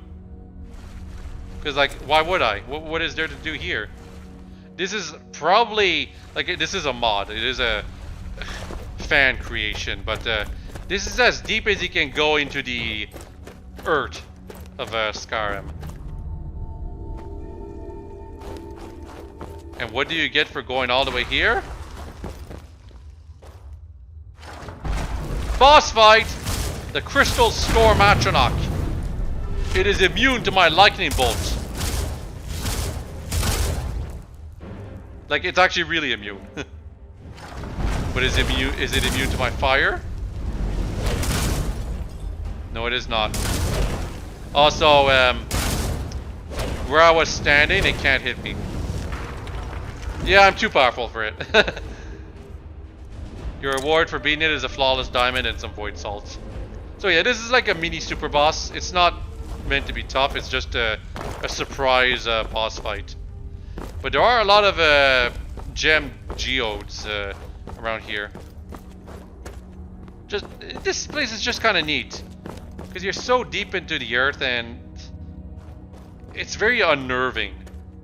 Well, if you're actually playing this and you're this far into the whole of Tamriel.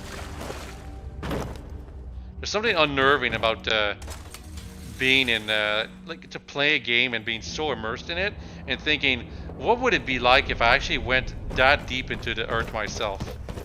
Would I even be able to stand? Would I even be able to breathe? There's some food for thought.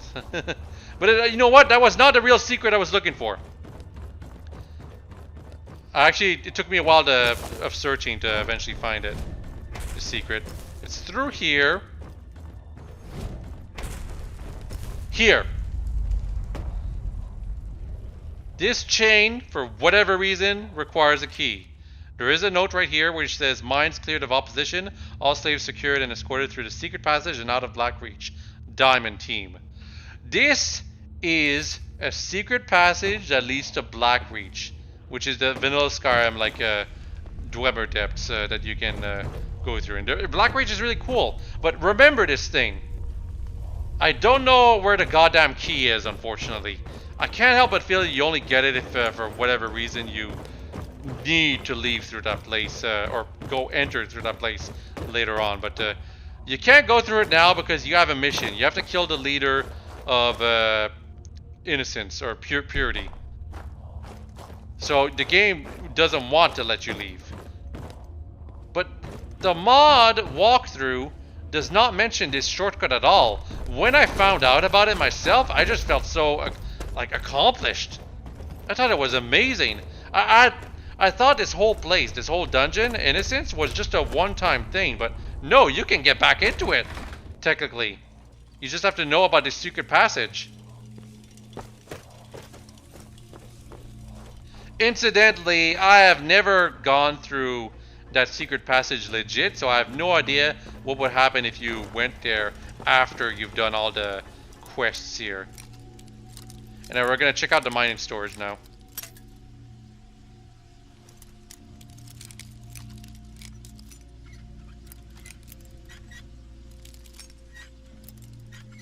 I can get this door unlocked.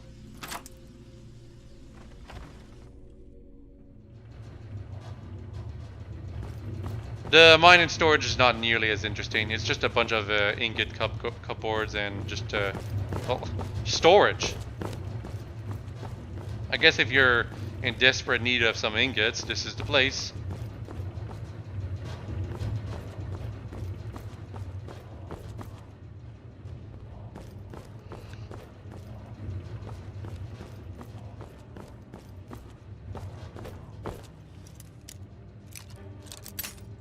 One lockpick for an expert lock. Can I open it? Yes, I can. Mostly because it wasn't that difficult, though.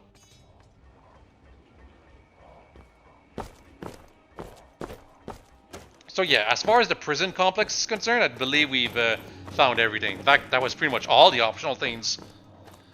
We did the cold storage, we did all the little tidbits, and I've shown the secret passage as well as the Crystal Cave super boss.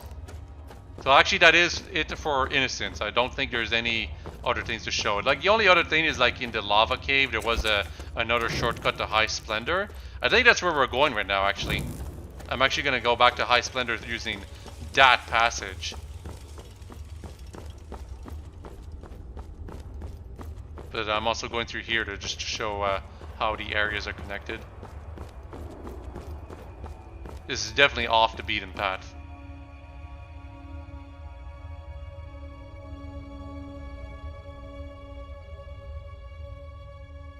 Yeah, I'm trying to show the entire map just to give you guys an idea of if you wanted to go into the Innocent Mines and whatever. Because this is technically a mod that's supposed to like be like a guide for people who would ever play Maids 2 themselves.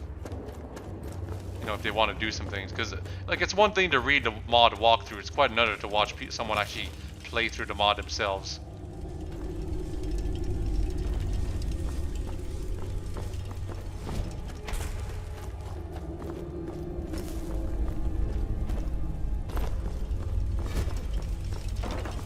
Back to Hephaestus production.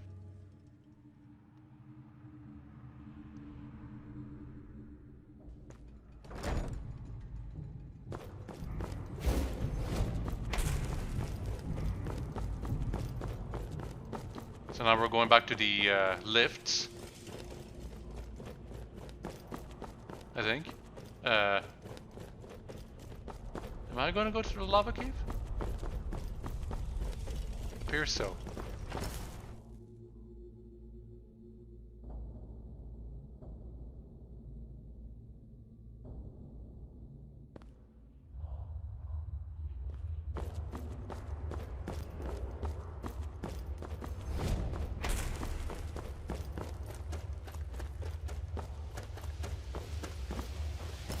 So we're trying to go through that other place over there. And I have spells that allow me to do just that.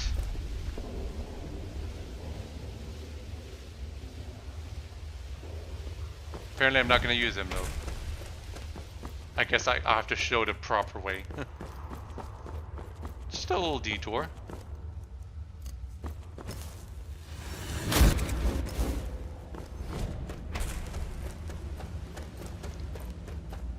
This spell that I'm using, Long Stride, that's a Ordinator spell, by the way. I've been using it a lot. I don't think I ever mentioned it. It's a very convenient spell, but I will say this: it becomes very obvious that you're not supposed to be able to like run that fast. Moving that fast, the game has a lot more trouble loading assets as you move from zone to zone. It's probably not as much as a problem in interiors, but in exteriors, oh, you were not meant to move that fast. Anyway, yeah, this is another way to High Splendor. I feel nothing but dread upon your arrival, Dragonborn. And Virgil is going to talk a lot now. The derisive bravado of a veteran of the Hammerfell resistance. No. Now, there are some enemies here, by the way. I've denied the inevitability of this moment for too long. This is the end. God, how did he sneak up behind me? He even got a few good hits on me. But yeah, Virgil narrates a lot about how she's basically dead. As bewildered as I was when I first stepped into this paradise. wondering if this utopia is Someone still actually on time paralyzed me. real. It isn't. Carved from the void, it is a land enwrapped with our bliss for eternity. A sliver of what might have come had its creator been true to her word. So this is not an actual utopia.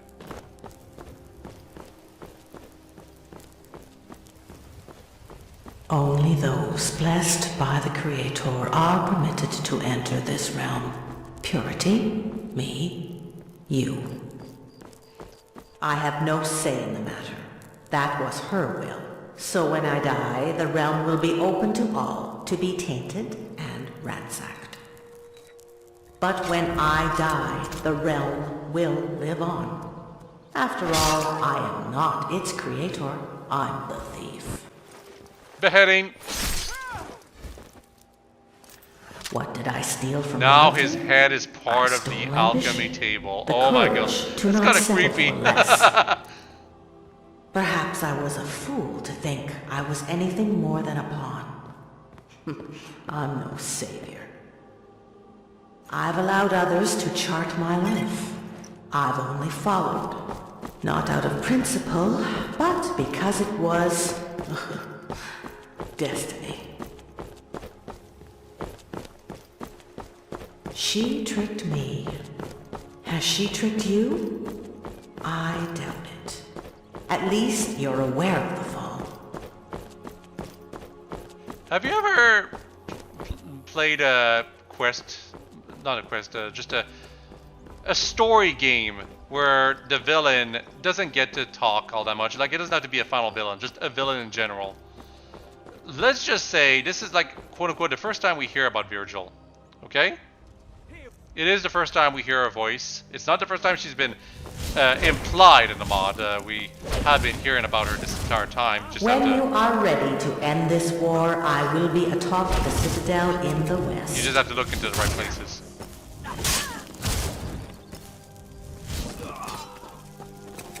But let's just say Virgil has a lot to say. She's got a crazy amount of lines. And yeah, there's hovels here. Like, it's kind of nice. They had rooms set up for this place. And these are all unique cells, too. Lots of loot to be found here, too. Is there any secrets? I'm not sure. I was definitely looking for some. This is where we would have started if we had gone through the other shortcut to High Splendor, by the way.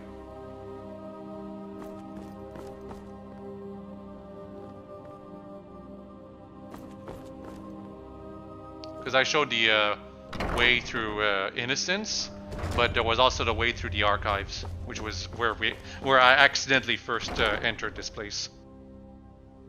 Like, normally it would be where I would enter first on a casual playthrough, but you know, being that this is a footage of Maids 2 for the purpose of showcasing you all the mod, I just had to do it the other way. And that guy's corpse glitched. I hate when that happens. Basically, if you kill someone after they got stunned by the the ordinator electricity effect, which is like a weird stun effect, they start their animation to get back up, but they also die. So because of that, they're considered dead, but animation-wise, they just stand up, and it looks wrong. If you reload the cell, they'll be properly put in a death pose, but until then, they're just like standing around, not really alive, but actually dead. They're dead standing. In case you ever wondered why Bethesda keeps you from killing people while they're in bed, that's why. Because their corpses just glitch out terribly when that happens.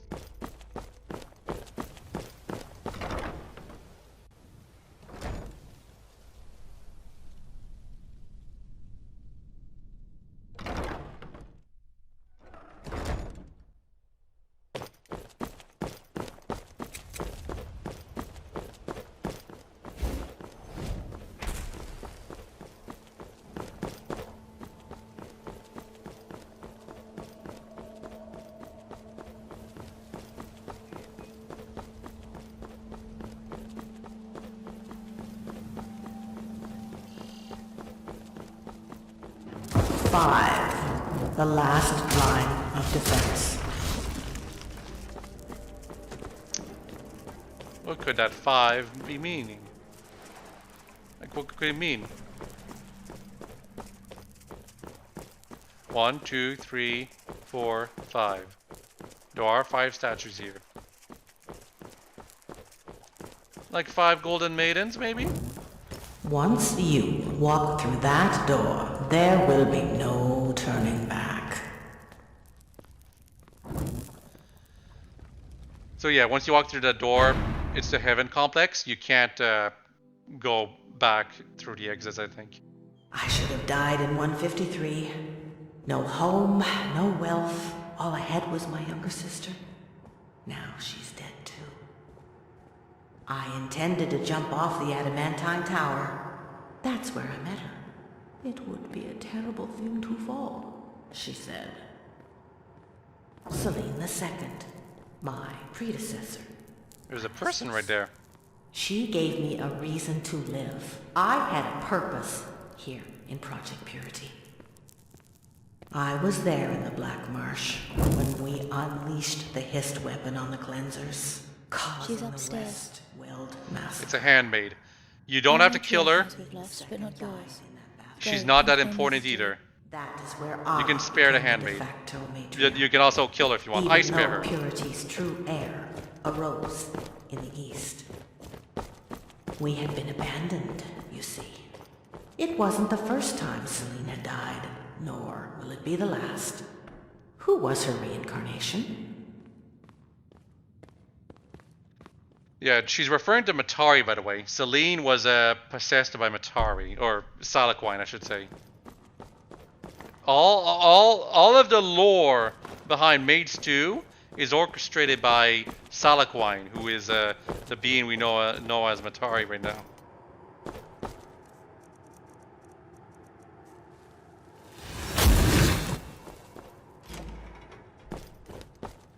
There's a lot of stuff you can get here.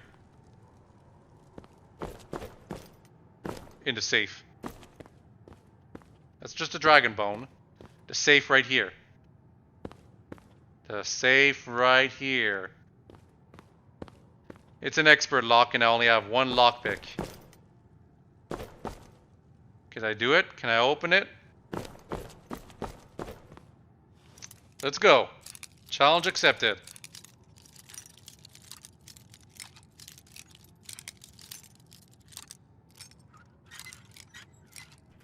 Oh, cool. I actually got it. Dossiers. All of them. And another copy of On Salaquine, but we already got that. So yeah, this has information on literally everyone.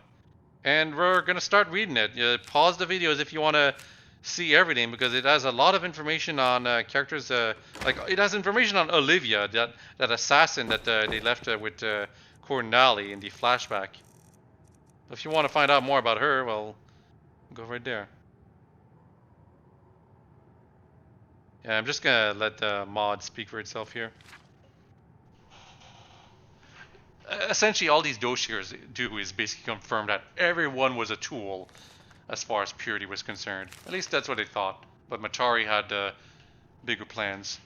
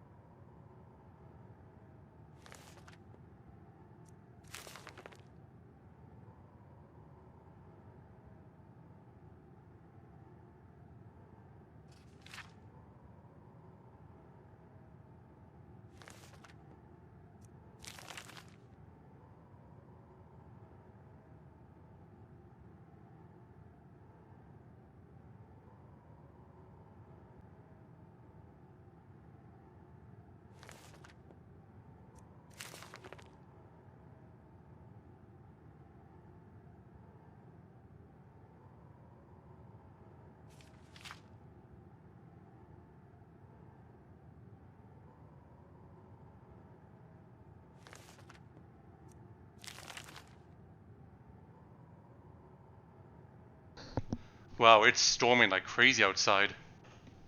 Like there's lightning every few seconds. There's no real thunder sounds though. Then again, I got my headset on. I probably just don't hear them properly. I'm talking about real life, by the way, not mod. I'm just... it's late at night right now. I probably should take a break. Yeah, I should, actually. Because, you know what? If the storm knocks out my power, I lose all of the commentary I've done so far. So I'm going to take a small pause here.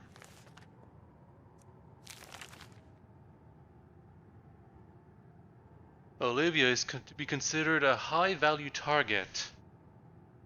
I don't think we ever see what happens to Olivia. Like, she just gets that one scene in the flashback where she's given importance for coordinating Coordinali, but then we never see her again. Maybe we do if we do something, but I don't do that thing, so yeah. Yanaria's distaste for Matari is nothing compared to her hate of Purity. So she was still set to be killed. But yeah, that was all the dossiers. You basically definitely had to pause the video to read them. Because I would have just stood there for like half an hour if I had actually taken my time reading them.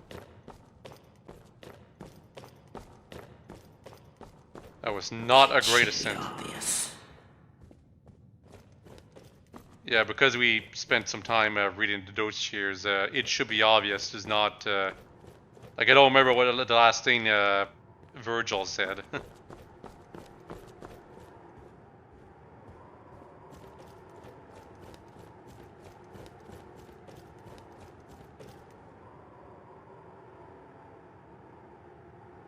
Yeah, the Heaven Complex is not very big.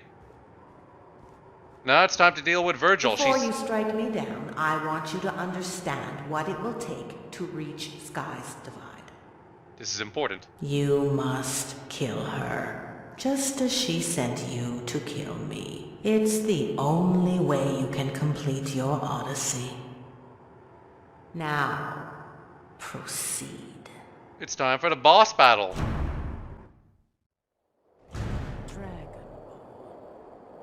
Is that what they call you? Only now, after the fall of the Empire, the Great War, do the gods decide to send us their hero. All of Tamriel waged war after bloody war for 2 centuries. Incalculable amounts of young and old lost, yet the gods turned a blind eye. But when lust was rank in the air, when serenity and old purity aspired to expose the stark reality, they decried it as obscene. She was right. We have no choice in the matter. Your final objective stands before you, ready to die for her heresy. I am Matriarch Virgil of Project Purity, first Golden Maiden of Matari. Yep. So that's the boss. You just kill her. Would listen to my but you can listen to her final words. Virgil of Dragonstar. Y'all remember what I said about Act 1? We saw her sister. You spoke with my sister, Ilone. I can only hope she did not. I mean, it was your team that killed her. My life later. If you're willing to grant an old woman solace prior to her passing. Yeah, so you can just straight up immediately execute Virgil if you want. Now, this can take only a few seconds. What this has been that being said, we're actually going to talk with Virgil. And we are going to talk with her for half an hour. I am not joking. Like some people, when they were playing this mod, they were expecting some kind of boss battle with the Purity leader. But no, there is no boss battle. You just can straight up kill the leader. But if you choose to talk with the leader, it's for an entire half hour. She has the most to say out of any character. Understanding why. It's pretty crazy. You may not consider her a commander, yet here you are, executing her will. Even if your loyalty is So, feigned, you follow saddle orders up and for the time being. get some food Regardless ready of because, why you act, goodness you gracious. must know the motivation behind her wishes. Virgil has a and lot of how it lore to all drop on you. started. Honestly, I don't It particularly mind. always begins You with do a have the woman choice to kill her and right a away if you lie. want. I will say what happens if you kill her Celine right the away with these First sculptors, that and pickaxe. Ultima It turns Nova, into some different the item founder that of Project Purity and reveals like what mastermind Matari behind wanted you to do with her. Purity, And Matari unknowingly will slain actually by acknowledge if Martin you actually II's killed champion. Virgil with that pickaxe. Istis, an ashen warlord who brought her people to the brink But we of won't be freedom, doing that. We will be only to quote-unquote betray getting them rid to of their Virgil, though. You false can spare masters Virgil so if you they want. may remain slaves But she'll never left reappear ever and again. right. She will be mentioned Celine once, the but Second, like what her fate is, but another ashen you'll never and see her again, whether she's provocateur alive or of the dead. Purity Pinder War that drove both sides to ruin on a quest for vengeance. At last, Matari, the savior we had all been looking for to deliver us from a life of agony she manufactured under different personas. To build an army. An army for what? This world is our arena and our prison.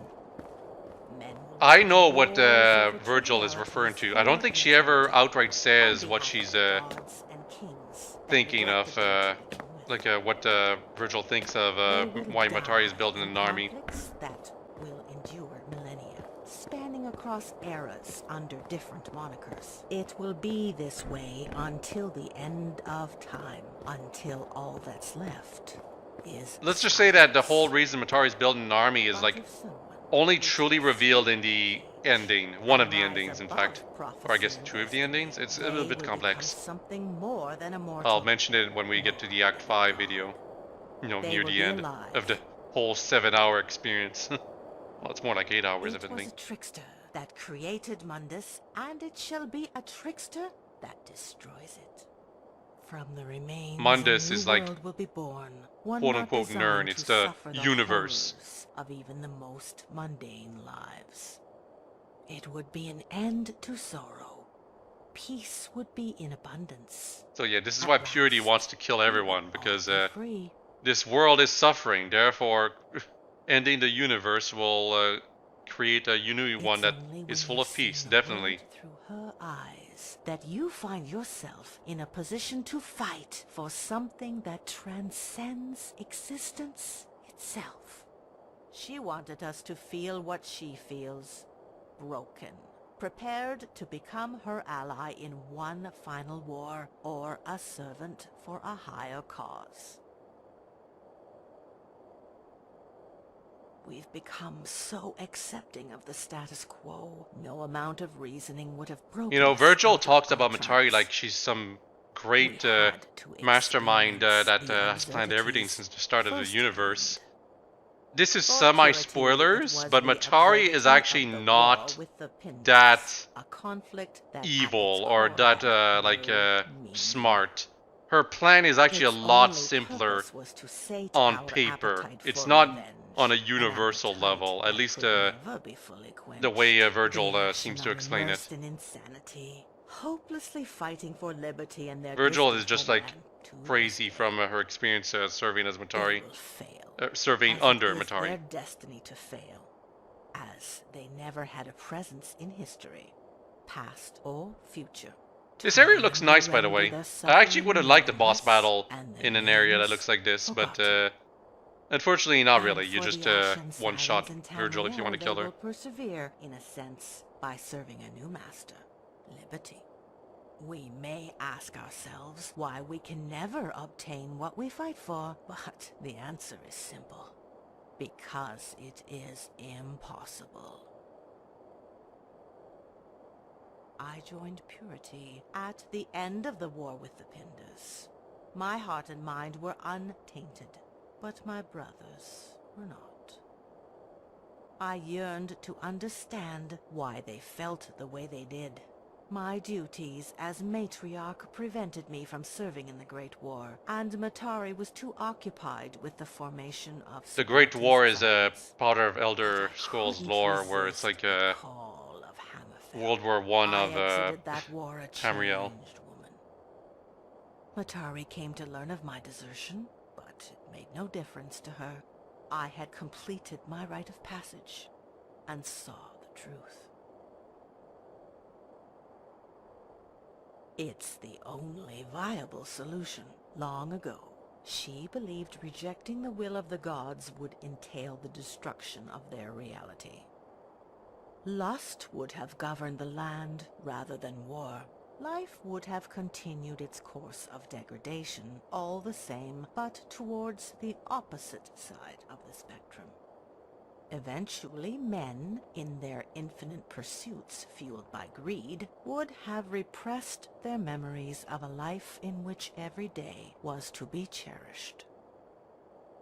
And the meaning of excess was a foreign concept. The names of divinity abandoned, morality a broken chain, a diseased world left to be molded into something greater by the will of its new god.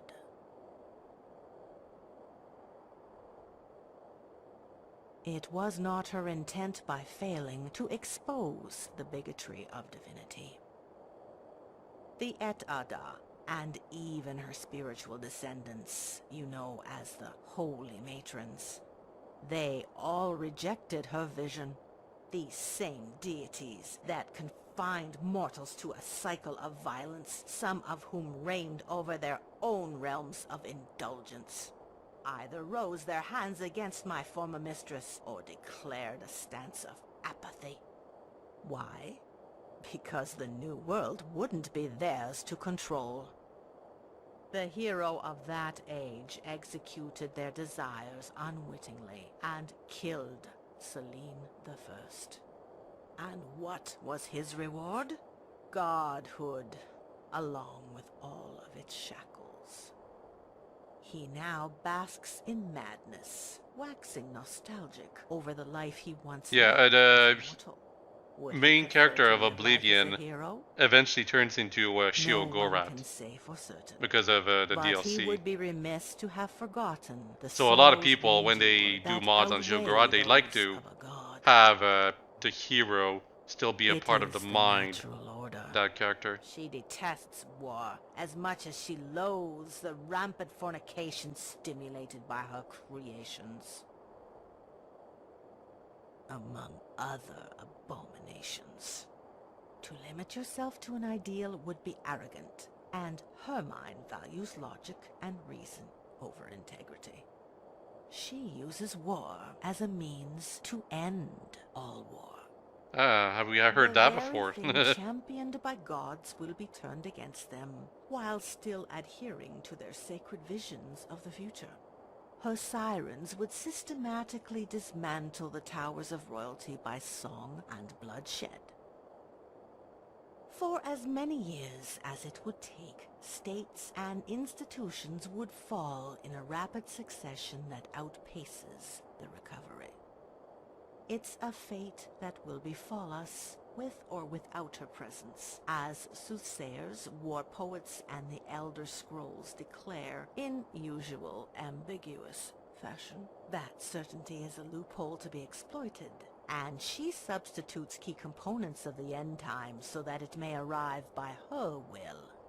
If the world dies by her will, it shall be reborn with her as its creator. Because she's a liar. You of all people must have heard its echoes in the void. Calling it a soul would be understating its magnificence, but it's the only word in our language that comes closest to describing it. Matari. She's talking about the dream sequences we had, by the way. Her answer to the raw source of knowledge and power. At least that's what I think it is. In the darkness. Salaquine. Salaquine cannot be defined by a dichotomy of benevolence. She's compelled by an intense primal instinct to have her physical and incorporeal states reunited. Her detainment is administered by the same forces that can only be undone through destruction. Whether her disciples ascend to the higher plane or are rewarded with paradise is peripheral. Salaquine will resort to any measure to secure victory, even if it means sacrificing us all. I refused to allow that possibility. I chose purity. So you'll kill us all instead. The Hist would have proven to be a much cleaner effort than a war, but she abandoned it in favor of the Sirens, for reasons I don't understand. When all had died under its thick veil, we would assume the throne of creation and conjure an existence determined by the Mene.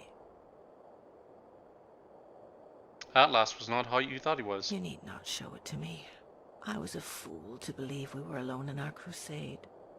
I'd become too trusting of all who wore the white robe and forgot that personal prejudices and devotions to external causes are impossible to fully suppress. Even if I'd forgiven his kind for their crimes, he did not reciprocate.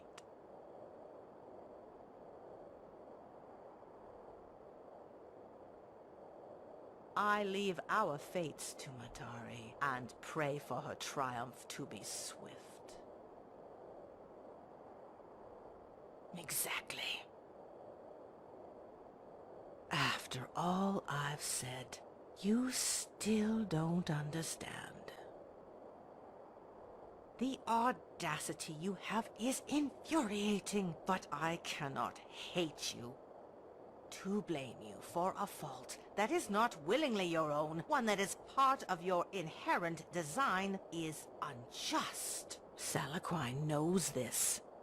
Thousands of years walking amongst mortals in the form of avatars, learning their strengths, their deficiencies, has made her aware of the mechanisms that threaten her ascension. She is not the reckless adversary of songs and legends who fall without effort. She knows you better than you know yourself, hero. She will break you. I've said enough. Kill me and go. Go and murder your mistress. Her death will grant you passage to Sky's Divide. She says she said enough, but that's actually a lie. It does not matter. This will end on the Dwemer Fortress Island in the north, one way or another. Not anymore. She wants you to kill her now, but you don't have to accept it. If you have You can still ask a whole bunch of questions. And trust me, it's gonna take a while. Nobody is perfect. Her avatar, Matari, may have made countless miscalculations, of which we'll never know. The most glorious strategies all have the capacity for failure, due to their sheer complexity. For the sake of us all, I hope hers doesn't. Not only have I never been to the Divide, it's also a sacred subject my former mistress wouldn't want me to discuss in great detail. A piece of advice before you strangle my throat for information: void constructs roam the island freely. If you rely purely on magic, then I advise you to leave the heroes to deal with the machines. Yeah, I haven't mentioned this, but the void constructs are very magic resistant. I don't think they're magic immune, though. You would ask something of me. Towards what ends would knowledge of my life serve you?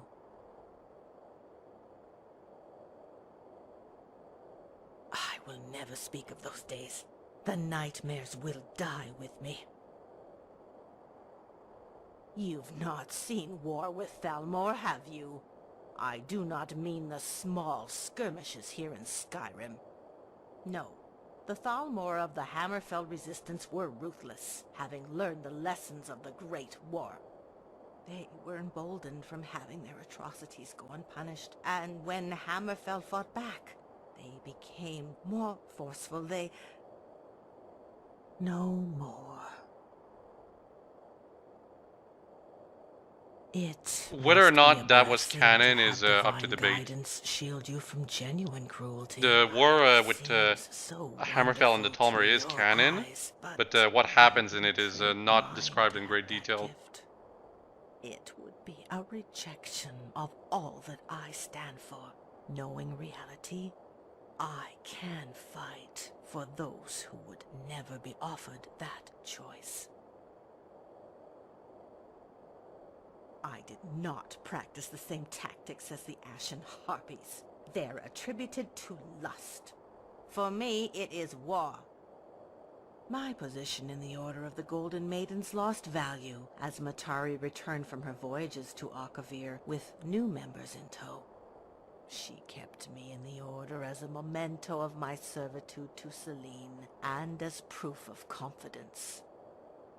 My task was to lead Purity, and theirs was to protect the Mistress. I was occupying a valuable position from afar. I suspect the woman known as Freya was granted significant power to pick up my slack and appease the maidens at Euphoria. There can only be 5 maidens at a time. It is a necessary rule Salaquine's avatars must abide by. Yes. Yeah, Before all about that Purity, 66 sculpting book. was my tradecraft in Sentinel. It's only a hobby these days. It was a commissioned work from Atari. It's the best depiction of her primordial avatar I could muster, based on its brief appearance in the marsh where Celine died. Yep, so she made the By statue way of in Matari's Euphoria Palace, teleportation. but we've seen that As statue in other blasphemous places as it is too. to some, that And it's spell supposed to be what has its Matari looks like. uses. And if you want to actually see what Matari looks like, you can actually watch My the Act beloved 5 video, sister because was there is dead. a post-game A fight with sacrifice I was Matari willing to there. make to prove my Well, loyalty Salaquine, to not our Matari. cause. It had been so long since I last saw her. We exchanged letters. While hers offered comfort, mine were filled with lies and soulless stipends. She wanted a family, but couldn't conceive. She found happiness nonetheless in Jonestead alongside her husband. It's kind of sad. I did what I thought was right, and for a cause I believed would make us all happy. She's in a better place now, not on this celestial body. The story of my life isn't worth sharing. After I mean, she's all, already ever shared since quite a I bit. met her on the tower, I've been a dead woman. My new life is purity. Proceed. I will only speak of Celine the First onwards. I'm not familiar with those that preceded her. Celine the First founded Project Purity upon the prejudices and misgivings of other guilds. Her first followers were promised unfettered teachings of all schools of magic and alchemy. Their descent into the forbidden arts is what made Erosap seem so natural to their perverted minds. Celine the First died by her own accord, and in a last, desperate attempt, appeared in Valhalla to stop Serenity's surge towards Pazaroth. It is where her primordial avatar was vanquished by the hero of Kavach. The gods had bested Salaquine, and Erosap died shortly thereafter. Yeah, I don't believe My this actually happened in statue Maids 1. captures its essence. It's a pure, It is the shell of a lore woman, for nothing more. Virgil to say that Salaquine appeared There in is Maids little 1. I know You just about destroy a Istus. tree and then it fades to white or Ashen something, revile and then her you're and out would of erase the all realm where you evidence of destroyed her existence that if they could. evil history or Her whatever. very name has And entered the Serenity is like, lexicon as an she sacrificed herself, but I'm know positive there was an that ashen Maids memory that arose 1 in never Akavir shows following Salaquine in any Celine the matter. First's death. I don't even think she fought was like in the bloodiest conceived back then. campaigns of the early Fourth Era until she surrendered the locations of the Ashen Resistance's greatest leaders to the Sayesi. She never intended to emancipate an entire culture. She fought for their trust so she could put an end to an otherwise successful rebellion. So Istis is like a betrayer. Mistress, for a brief time. She spurred purity towards war and disposed of the old ideals of might through alchemy. The technical prowess of purity's scholars brought forth many curios during her reign, but Selene II only cared about how they were used. Selene II's methodology for attacking the Pindars is difficult to explain in a concise manner. She moved her sons about the board methodically. Every blow to the Pindars was measured. Strike too hard, and they are outright defeated. Strike too soft, and purity assets are lost. Assets. That's all we were to her. Selene II wanted to raise an army out of the Pindars. It took decades for the cleansers to be born, yet it wasn't what she desired.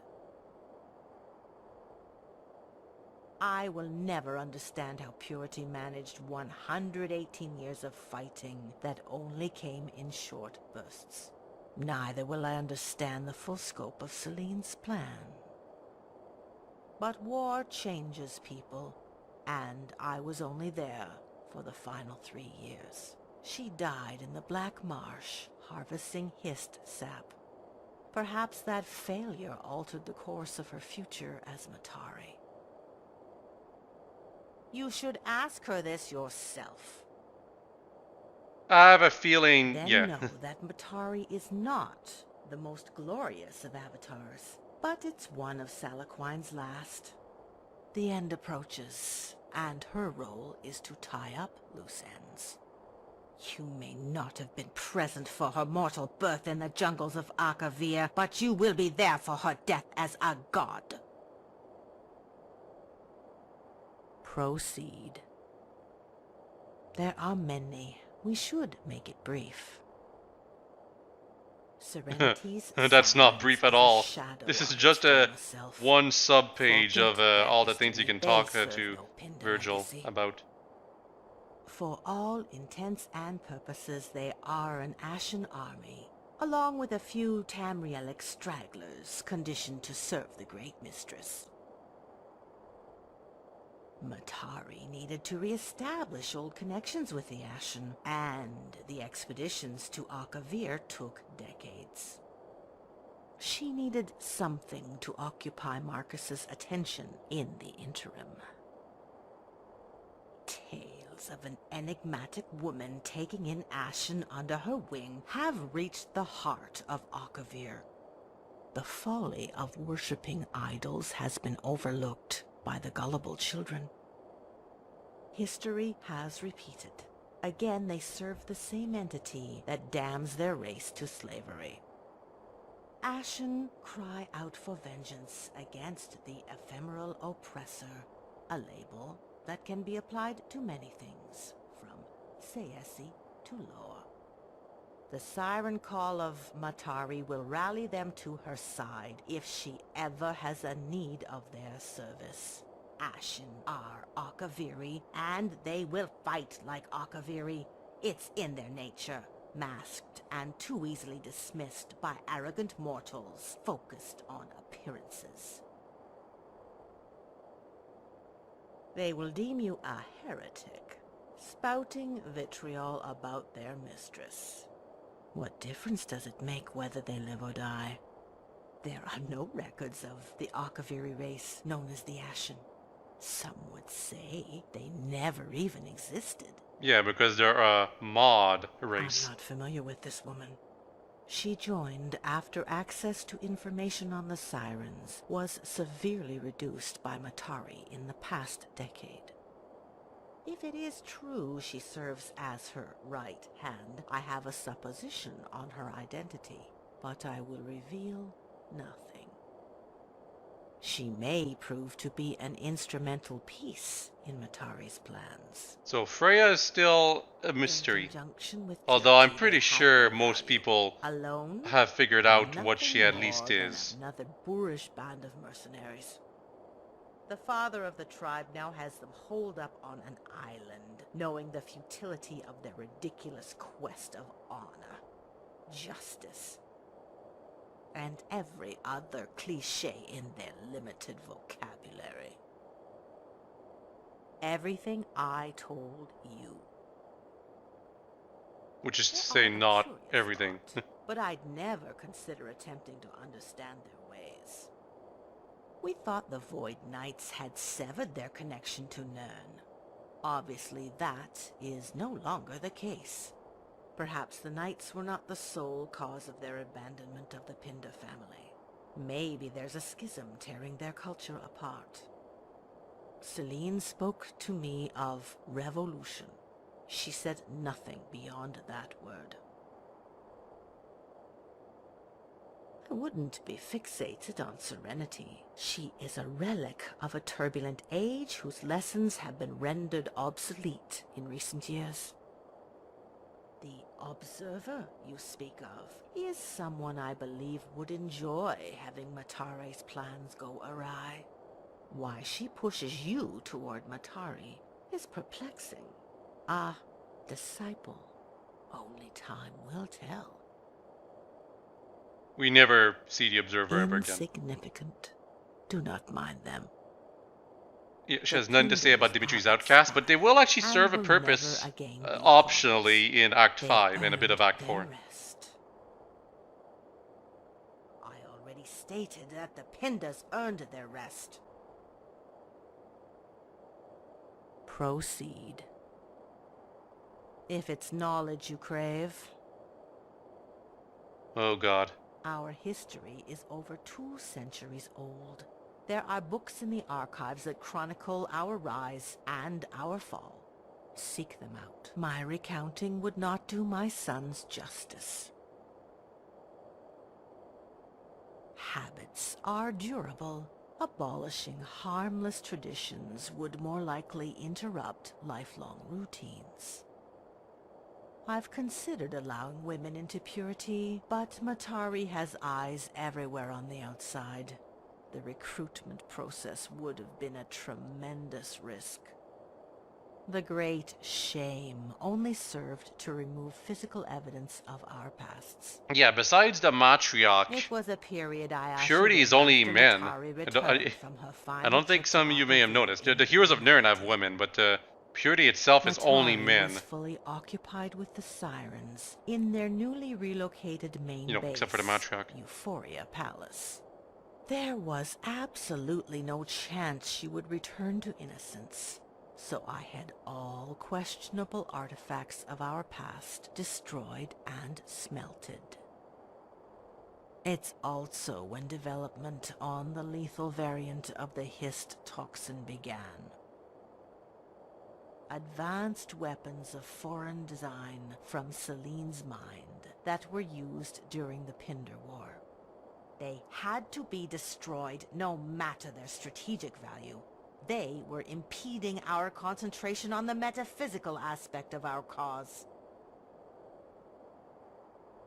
Atlas said, if we ever had the opportunity to capture you, we should take it. Suppressing one like you is more feasible than an assassination. Assassinations never work. Here you are, as he intended, doing his work along with Matari's, purifying innocence of all its souls. All these years, I considered him to be my closest ally and a friend. In hindsight, I should have known that I would be betrayed in turn by someone, if not myself. Karmic retribution from Salaquine, I imagine. It was not my call. Atlas negotiated a deal with Bosca for additional men to defend innocence. I wasn't aware there wouldn't be men at all. We're virtually defenseless against void automatons. They absorb all magical attacks.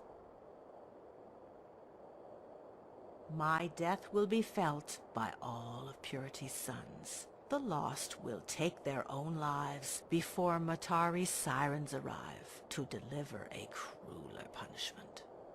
Those who'd rather live for a while longer will flee this place as fast as they can.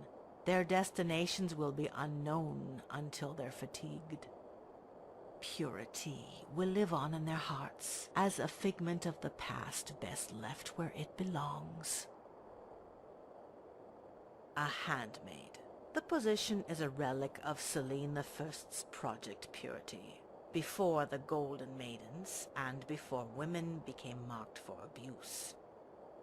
Most of my time in high splendor has been spent here in meditation. In times of peace, she managed my daily schedule. Yeah, so there actually was another woman, I forgot to mention, the handmaiden, but Proceed. she doesn't even have a name, so she's not important. They've all been decommissioned. All that's left is Innocence and the two that have been gifted to the Sirens. Innocence, once known as Moloch Khan, will remain as it always was, a myth. Only the intrepid explorers will find it, and even they will not be able to resist keeping it a secret. High Splendor, on the other hand, will crumble.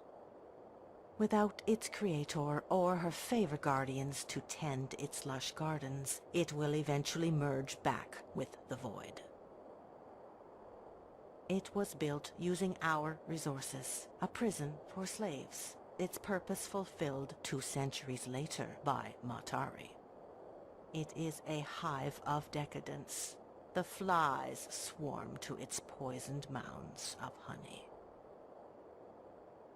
Realizing only in their dying moments they'd been lured into a trap. A defenseless stronghold leaving its guardians in a perpetual state of insecurity. A fear of war that remained elusive for decades. It also served as a bog of misinformation. Disconnected from the palace, it's where Matari claimed Zell resided. And where Serenity was heralded as an icon that could not be shown to the people, for she was a fraud. You hear that, Serenity? You're a fraud. I still remember the day when we laid A explosives dirty at her fraud. shrine. It was my one assignment outside of Purity, and the only time I met the other maidens. I don't understand what Matari wanted to transpire out of us working together. Perhaps she needed to show them proof of my existence. Proceed.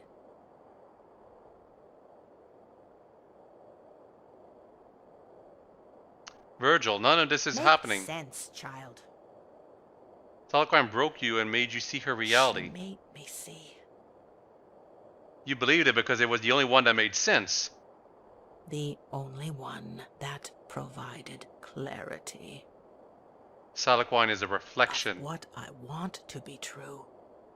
She was also a mistress. Always holding me back, keeping me at arm's length from taking Purity for myself.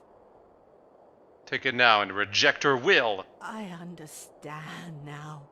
It was always my choice. I can finally... This is creepy. I actually had no idea this was gonna happen. My reaction is genuine. But yeah, you can just convince Virgil to not exist anymore. And yeah, she just disappears. This is... I was gonna let her live, but I did this dialogue choice right here, and I was actually surprised that was an option. I'm using Detect Alive to show that she's actually truly well and gone. Actually, she's probably just disabled, but you know, functionally speaking, she's not actually dead, though. I will say that. And Matari will say that too. But yeah, unfortunately, that means I didn't get to see absolutely everything Virgil could have said to us. So you have to play the mod and go through the whole half-hour discussion with her yourself if you want to see that. And you can't skip most of it either, because she narrates while you're just looking on. But yeah, as soon as you leave the Heaven Complex, you are back outside. Also, you have ascended to level 2. You realize that you are catching on to the secret of this stuff. Having stood in the presence of Matari and Virgil, you learned the secret of battle meditation. Use it in combat in full potential, your followers will be unlocked. Their health, stamina, and combat skills will surpass the mental limits they set for themselves. For 5 minutes, they will believe anything is possible. As promised.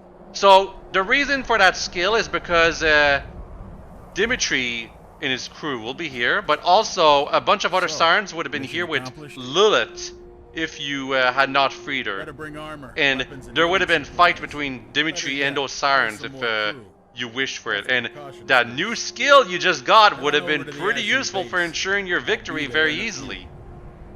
Want to take care of any stragglers that pop their heads out? Get some last But because I already freed Lilith, we won't be seeing that event. Get moving.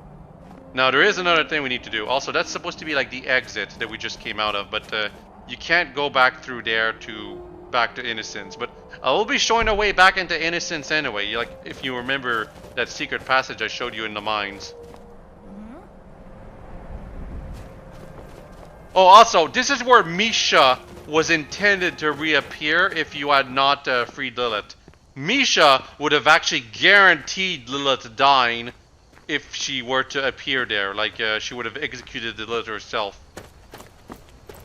But she never appears no matter what because it was never implemented. Her voice actress never came back or something like that, I think. But yeah, Gadave is here. He escaped too, assuming he survived. Whatever you did obviously worked. Lifts are up and running again. Never a disappointment with you lending a hand. Did anyone else? Was behind me. All the overseers went further into the cavern, probably to stop you. The prison must be abandoned now. Give it a few hours and I'm sure anyone else still alive down there will resurface. They've got the lockpicks, they were just lacking the fighting spirit. I don't know. Jonestead was meant to be my last. Yeah, Gadave is the only survivor of Jonestead. And it's optional too. His survival is not guaranteed. Not in Skyrim, somewhere warm. I'm going to stop by that small town over there, across the bridge, and get some rest. When I'm feeling ready, I'll take the first carriage out of this province. Don't take this the wrong way, but goodbye. For good. Sir Owen? We're not done. Huh? Oh no. What's wrong? How did you survive? How did you escape? Well, she saved me. Kasha. The orcs and Altna woman were the last to fall. Too much even for them. The Pinder girl held back Bosca's men long enough for me to get out. Now I know this isn't what you want to hear, but she did well that day. More than most any of us among the living could. I'm sure her father would have been proud. I hid in an outcrop not too far from the town, waiting for someone like you to help. That's how I got picked up by an overseer and dragged into prison. Funny how we ended up in the same cell. There's stories of how... Forget it. I only talked to the man a few times, but I'm sure Marcus would be the first to say everything happens for a reason. Even if it means the death of his daughter, or our encounter in the cells. Maybe not content, minimum he'd be is accepting. It always works out in the end. It's a guarantee. Gadave, you could have died. That's the reason why the town was always barred access to weapons. Never put up much resistance, but here I am casting aspersions on the poor fellow post-mortem. Maybe it's just me having lived through one too many catastrophes, but isn't it all so extreme?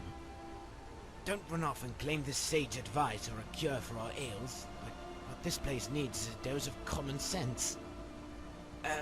Someone to show young ones how to walk a line of pragmatism.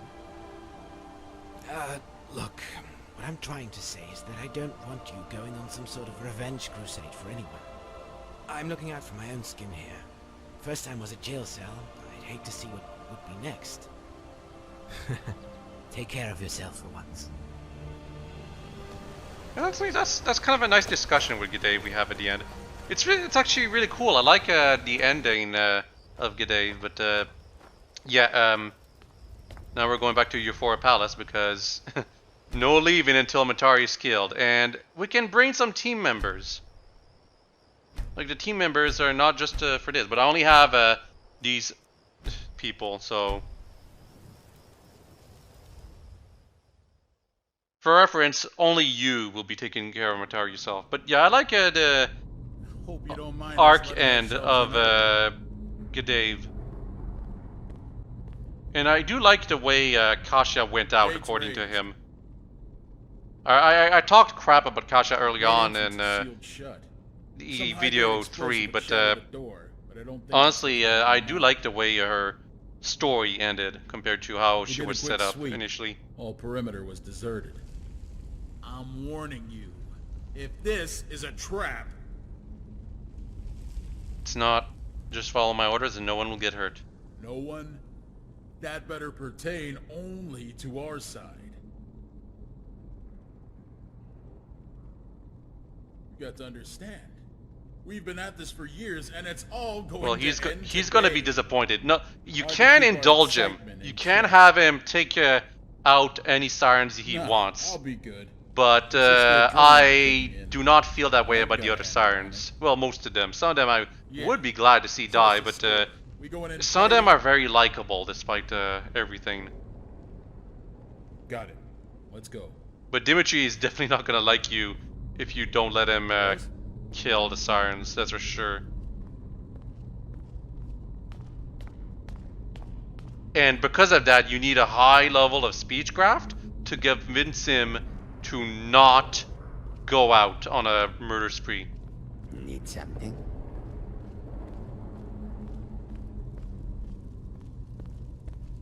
There. How do we open it? Yeah, it's blocked. Ah, got someone to check us in. It's Kathy.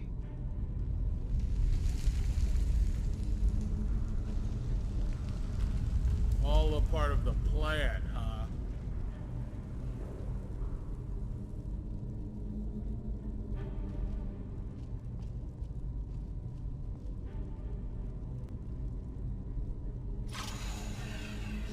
Kathy doesn't say anything because she can't say anything. Her throat is too damaged now. Poor Kathy, man.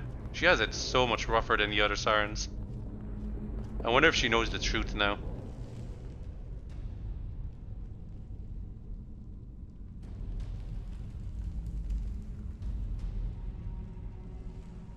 Oh wow, you can tell Dimitri to kill her.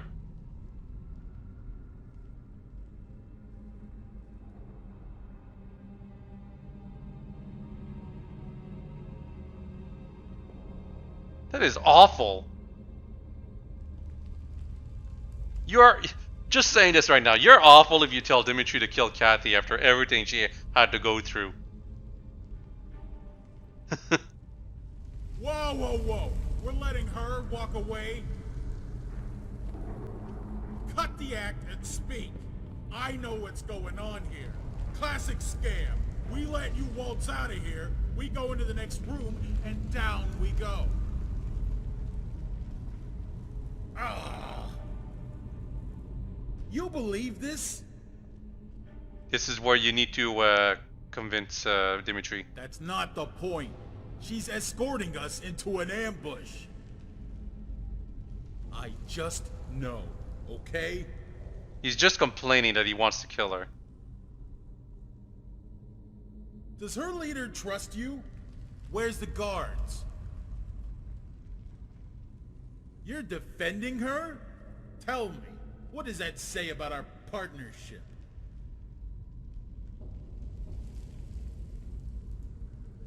Then we're only delaying the inevitable. They will turn on us.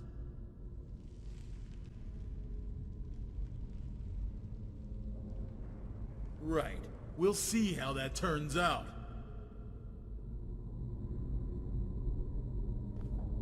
Yeah, Dimitri becomes extremely unlikable from this point further on. Unless you really want to indulge Things are him, getting interesting. I there's love it. just everything he says just makes me want to kill him on the spot. I think in one of my playthroughs I did that. Like I brought him in to kill the sirens and I killed him myself because I was getting so pissed off by his comments. I was wrong. Big goddamn deal. Doesn't mean we should calmly walk into the heart of darkness. Unbelievable. Yeah, the other sirens are right there. They'll stay calm. They don't have much to say though, so we ignore them.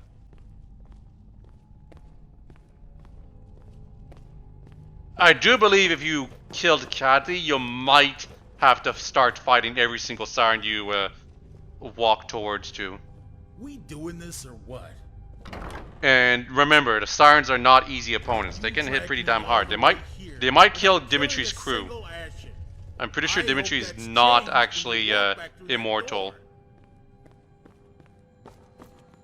Got this? If that's their esteemed leader in there, I don't think soon is the proper term. Have a good fight. Yep, so it's one-on-one, me versus Matari. No matter what, I don't... Even if you somehow get some other people inside, I don't think they can actually fight. And if they do, they're not going to be very useful. Because,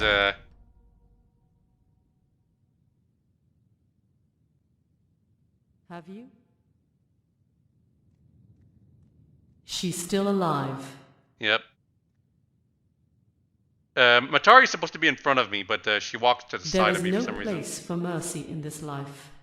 Continue on that course and you will meet the same fate as your Argonian compatriot.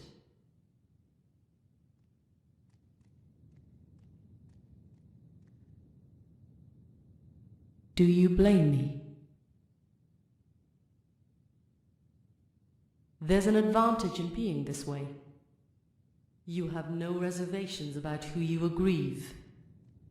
It's time for me to go. For me to abide by your rules. I can't kill you. Because I'm trying to save us. Yep, time for the final boss area. It's also kind of cool, the effect that happened with the whole chamber unfolding like that. I'm pretty sure you can actually die here, by the way. Also, there's a secret right here. Master level chest. Inside is a key for a chest much later on in Act 5. For more secrets.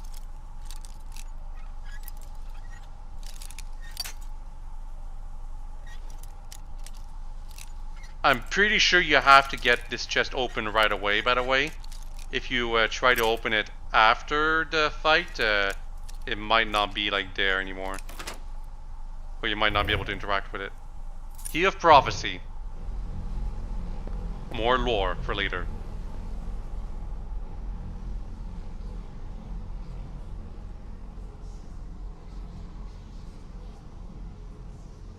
This kind of looks like a dream sequence, but it's just a straight up fight sequence. Fight against Matari. Or Salaquine, I should say. Deal with these diversions. Like, yeah, you can see in the subtitles she's called Salaquine now. A woman remembered fondly by Rosa, going as far as to emulate her every aspect, even her defects. Celine II is not very strong.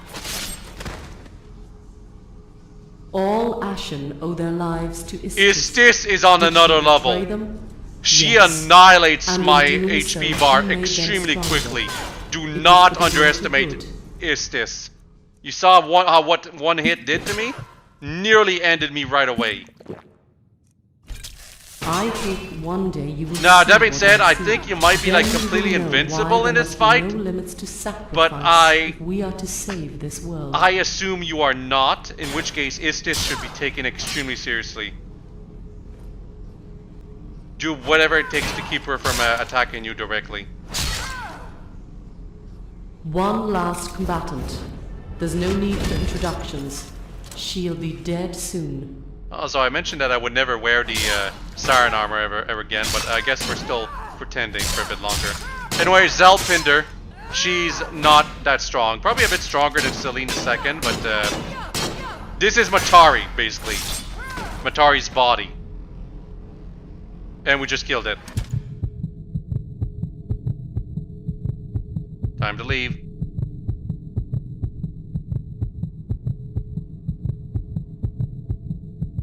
You can take your time. There's no rush, by the way. The heartbeat effect is just to unnerve you. Yeah, but the chest is still there for you to open, I guess. So you can focus on opening it after the fight. You know, assuming you can open it. Salaquine's note gained, and Matari's gone. What happened? Where could it be?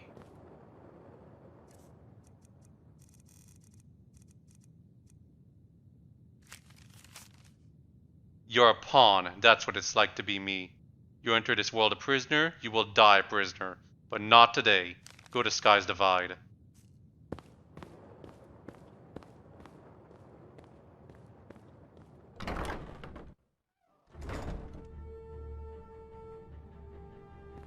Well, Matari was dead, but it looks like she went out? Can't Dimitri, believe did you my do eyes. something? That's her? That's their leader?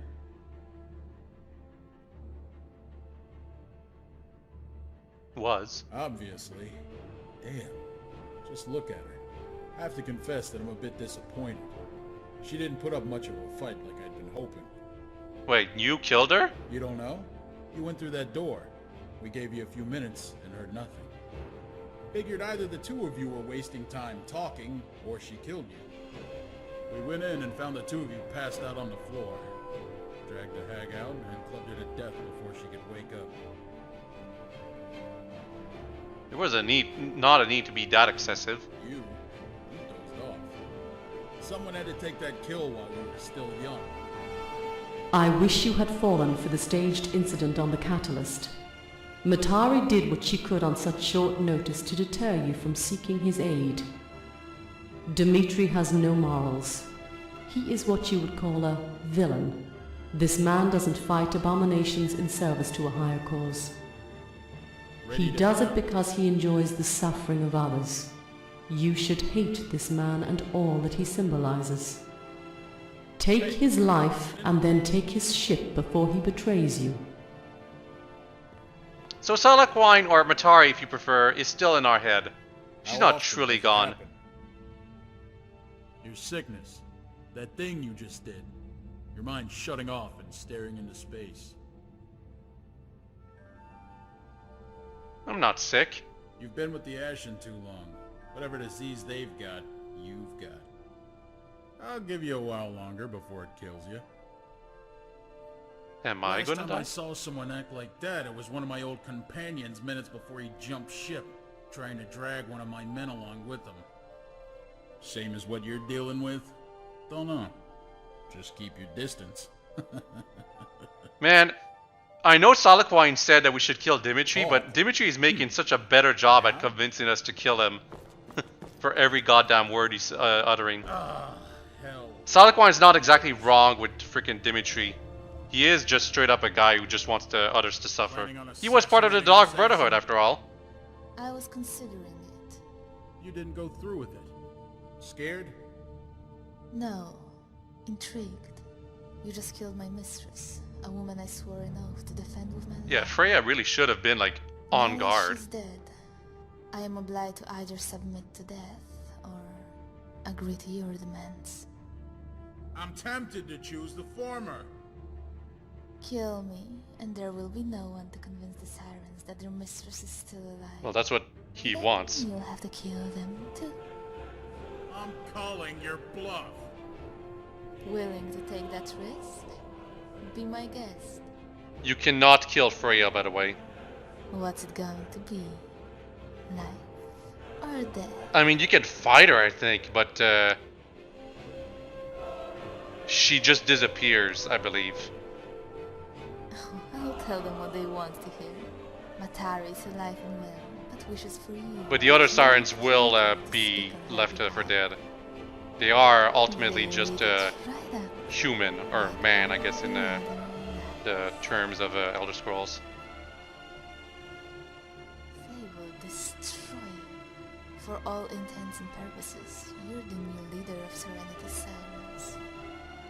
If you want a graceful transition, you can't besmirch the name of your predecessor. One they still believe is their messiah.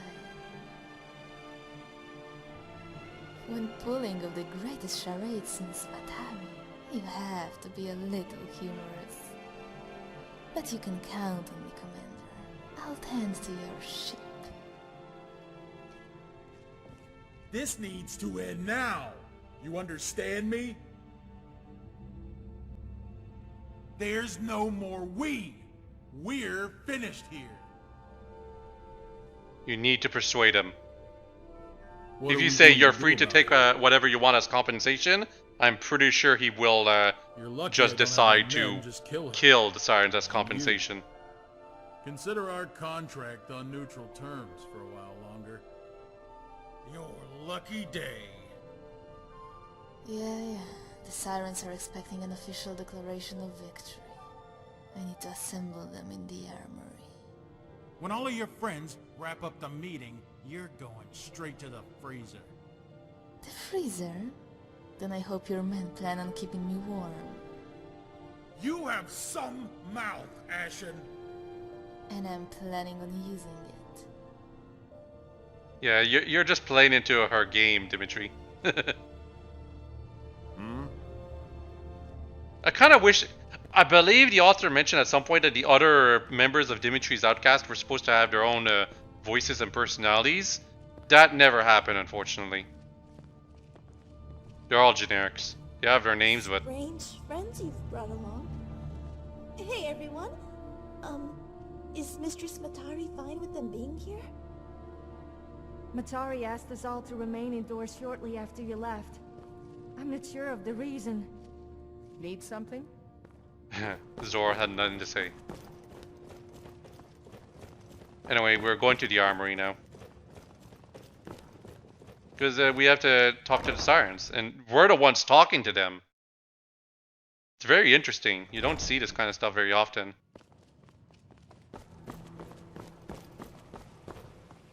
If you kill the Sirens, obviously there will be no official things to declare victory to them, because they'll all be dead. I did the phase because you might want to experiment with this if you want, to see all the discussions, that kind of stuff. Gather the Sirens. Ascended to level 3, that was pretty quick. Cruel acts of violence can only do so much before they are met with indomitable opposition. The more tactful masters of war recognize the value of words, be it true to lies, their capacity to ward off or convert adversaries for eternity without carnage. Resonance of Matari's every spoken syllable is impossible to get, and so you've effortlessly learned a siren song. Once a day, use it to maximize your speech's potential for 1 hour and pacify all who hear the soothing melody that beckons them closer.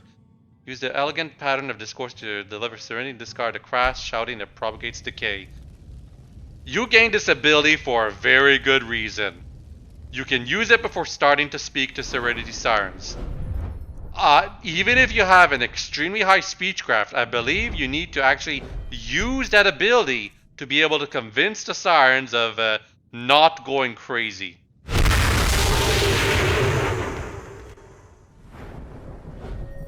But yeah, you can see it's at 199 now, pretty crazy.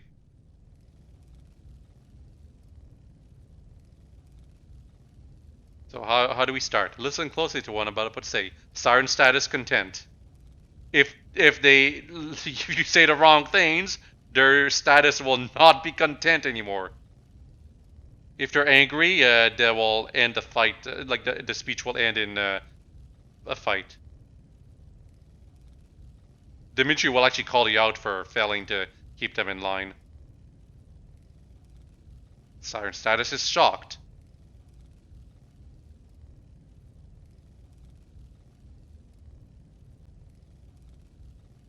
Some things you cannot... well, actually, no, you can actually say these things. Remember, you can only say these things if you have Siren's song in effect. If you do not, the Sirens will not be convinced.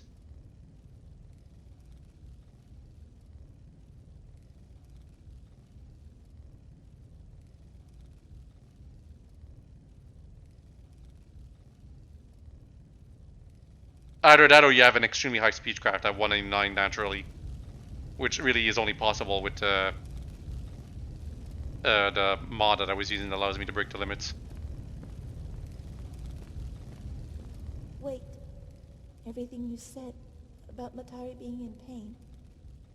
Is it true that her final moments were peaceful? It's a lie no matter what. Good. I'm glad.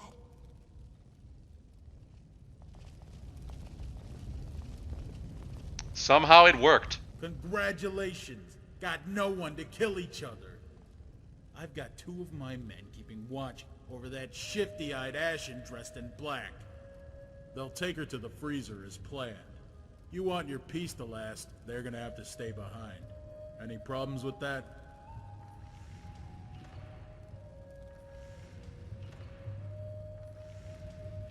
I figured since she was the only one with a working brain around here, we'd have to do something to shut her up. Better off just killing her. But there's you. You and your damned peace.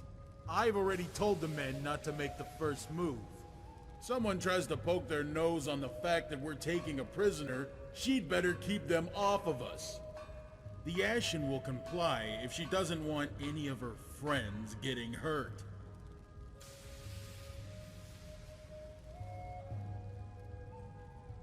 Great, because the only alternative was just to call this whole thing off and get to killing. Get to killing you Doing this mean. or what? Dimitri is still waiting for you to start attacking the sirens, by the way.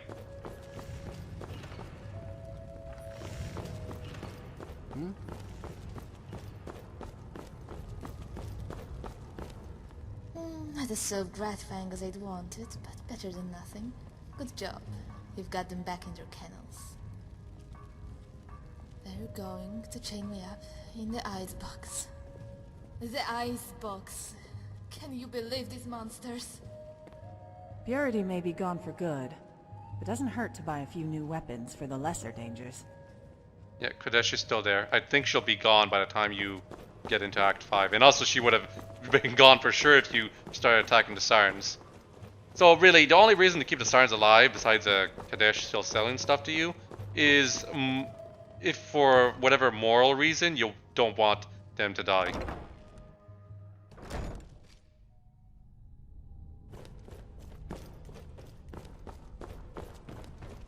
Any idea how many corpses could be in the bars and brothel? Matari's ordered them to be sealed off indefinitely. The sirens did good work But cleaning no one up the is still battle alive scars in and there. deceased, but these halls have forever changed.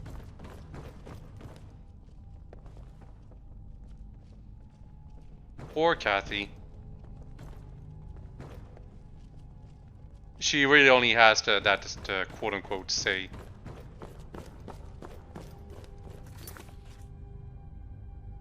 Yeah, leave Euphoria Palace. I'm pretty sure it has to be through the basement.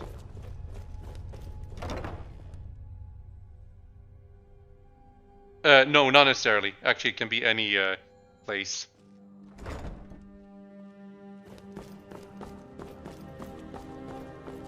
Teleporting out is not a good idea, though. Something's off. I feel disappointed that our work is done.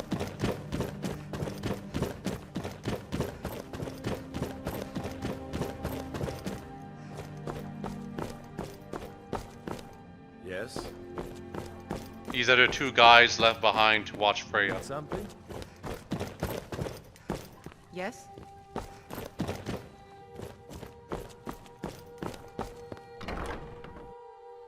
Remember when I mentioned the freezer having some importance later on? That's what I was talking about. Freya is trapped inside of it now. Right there. Your Brotherhood friends can barely hold it together. Eventually, one of them is going to pull a stunt, and I'm going to have to bite. Nah, I'm just being cheeky. Let's take a look at the kid at the door. You know he'll be the first one to break. Even in this stage, she still tries to pull a joke. But yeah, the Euphoria Palace is still broken down, and you can't use any of its casual facilities. Such a sad state for the place now.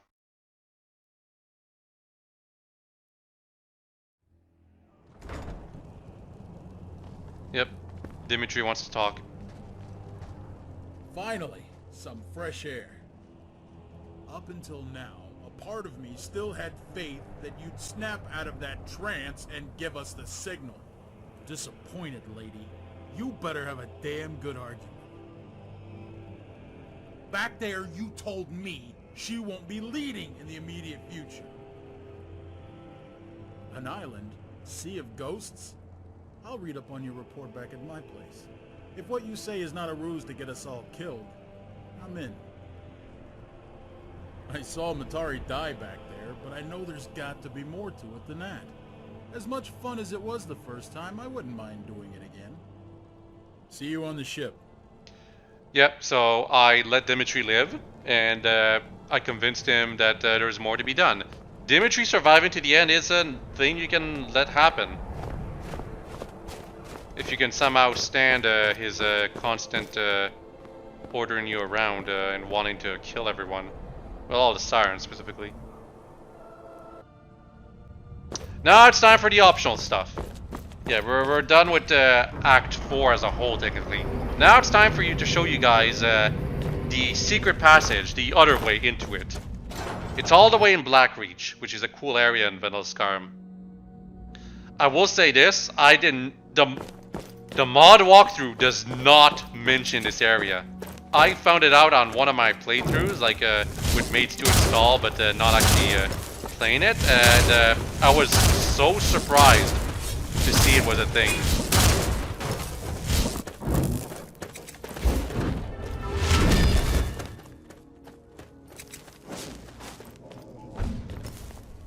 So we're gonna stay invisible.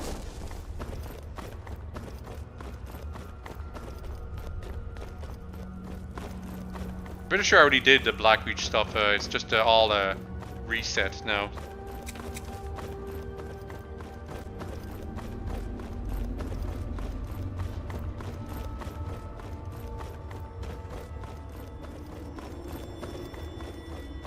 Like, what's likelier is that I just never went through that entrance.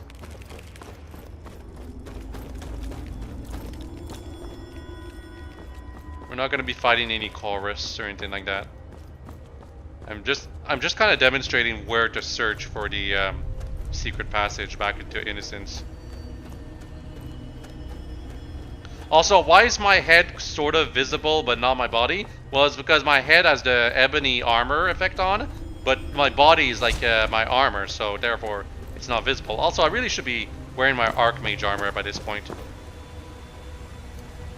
I'm just using that to make sure I don't die from fall damage, because fall damage is so goddamn deadly.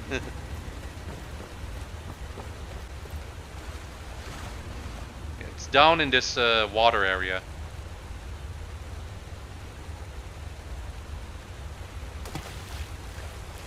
I have a spell that allows me to water walk as long as I'm casting it.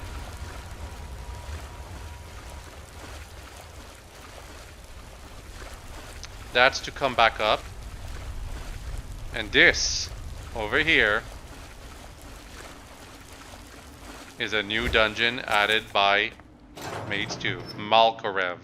I thought it was related to Skyrim sewers when I first went here, and I just like never got here for whatever reason, but no, this is a Maids 2 dungeon.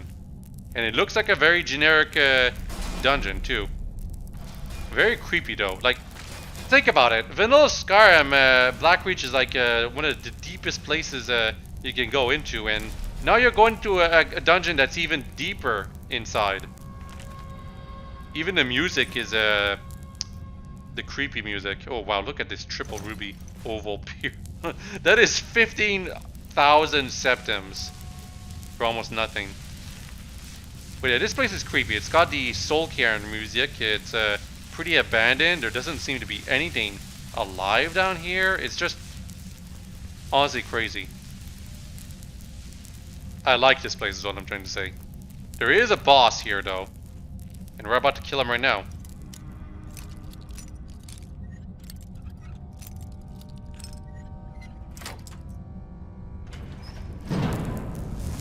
Yep. The Master Necromancer.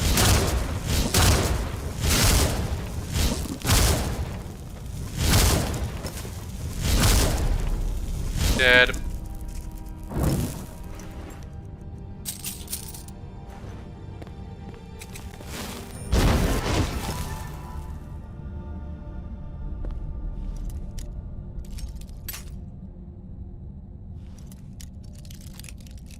Somehow that guy was living so deep inside the earth.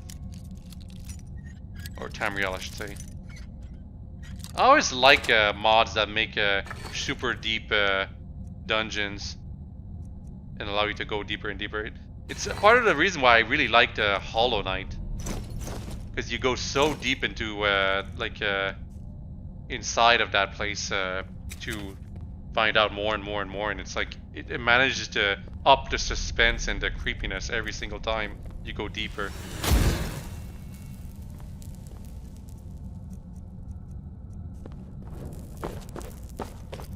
Here's hoping Silksong will do something similar, except for going up, because like back when Silksong was announced, the whole shtick about it was that you start at the bottom and you go up, a bit like how Metroid Dread did it. But Silksong is still not out, or still don't know much about it, even to this day. It's crazy. I don't know what's going on with like the development of that. Like I've heard people say, "Oh, it's amazing," and everyone will love it when we play it, but like, could they at least release a demo already? Like, come on. Anyway, it seems like all there is to this place is the Master Necromancer and a bunch of enemies here and there. There is a Wisp Mother right here. And some Dwarven Spheres. Took care of both of them.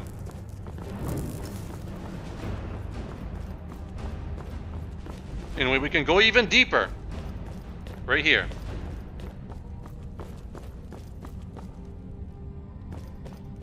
There's a skeleton here. Not very tough. Skeletons are like some of the easiest enemies. They really should. There are some mods that make them tougher, but I actually kind of like the skeletons being really weak. Oh, look at this! Innocence Mines! This kind of demonstrates how deep into Tamriel Innocence is. I actually really like that idea.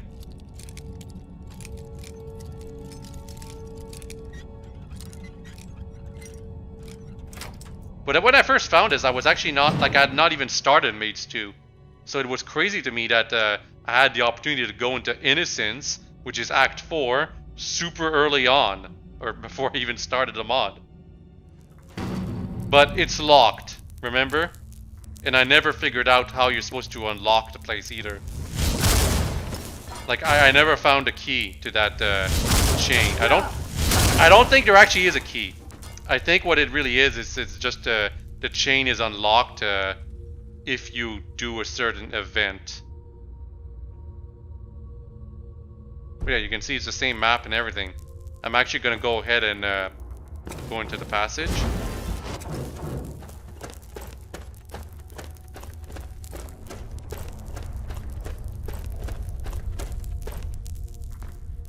You can hear some people mining, by the way.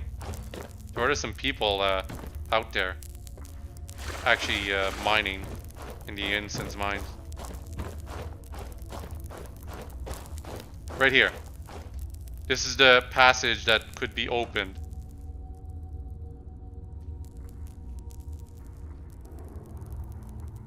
Remember? Showed you guys the chain. Right there. If you know exactly how to get this chain to activate, or to be able to be activated, you activate it while you're in Innocence, the mines, and then you'll be able to escape and re-enter the place as you please, but I never figured that out. Anyway, Lilith is here, if you saved her. I asked them to turn away when you went to the Pazarath rooftops to talk to Serenity. I asked them to help on the search for Trisha. They were increasingly hesitant with each request. I knew they wouldn't have gone along with our plans. Samantha was my friend, but friendships in the Sirens are second to loyalty. They had to die. Yeah, they were clearly being... Samantha was clearly showing signs of being indoctrinated the longer along the story we were going. Lilith gets pissed off by this. That isn't my name. It never was. No matter what that book tells you. I actually respect her feelings here. Do me a favor. Throw that I normally respect her feelings back in Act 2 when she tries to when she doesn't want to speak about her past with Misha. I showed it for the sake of the mod, but here I actually respect her feelings. She doesn't have much to say. I will say this.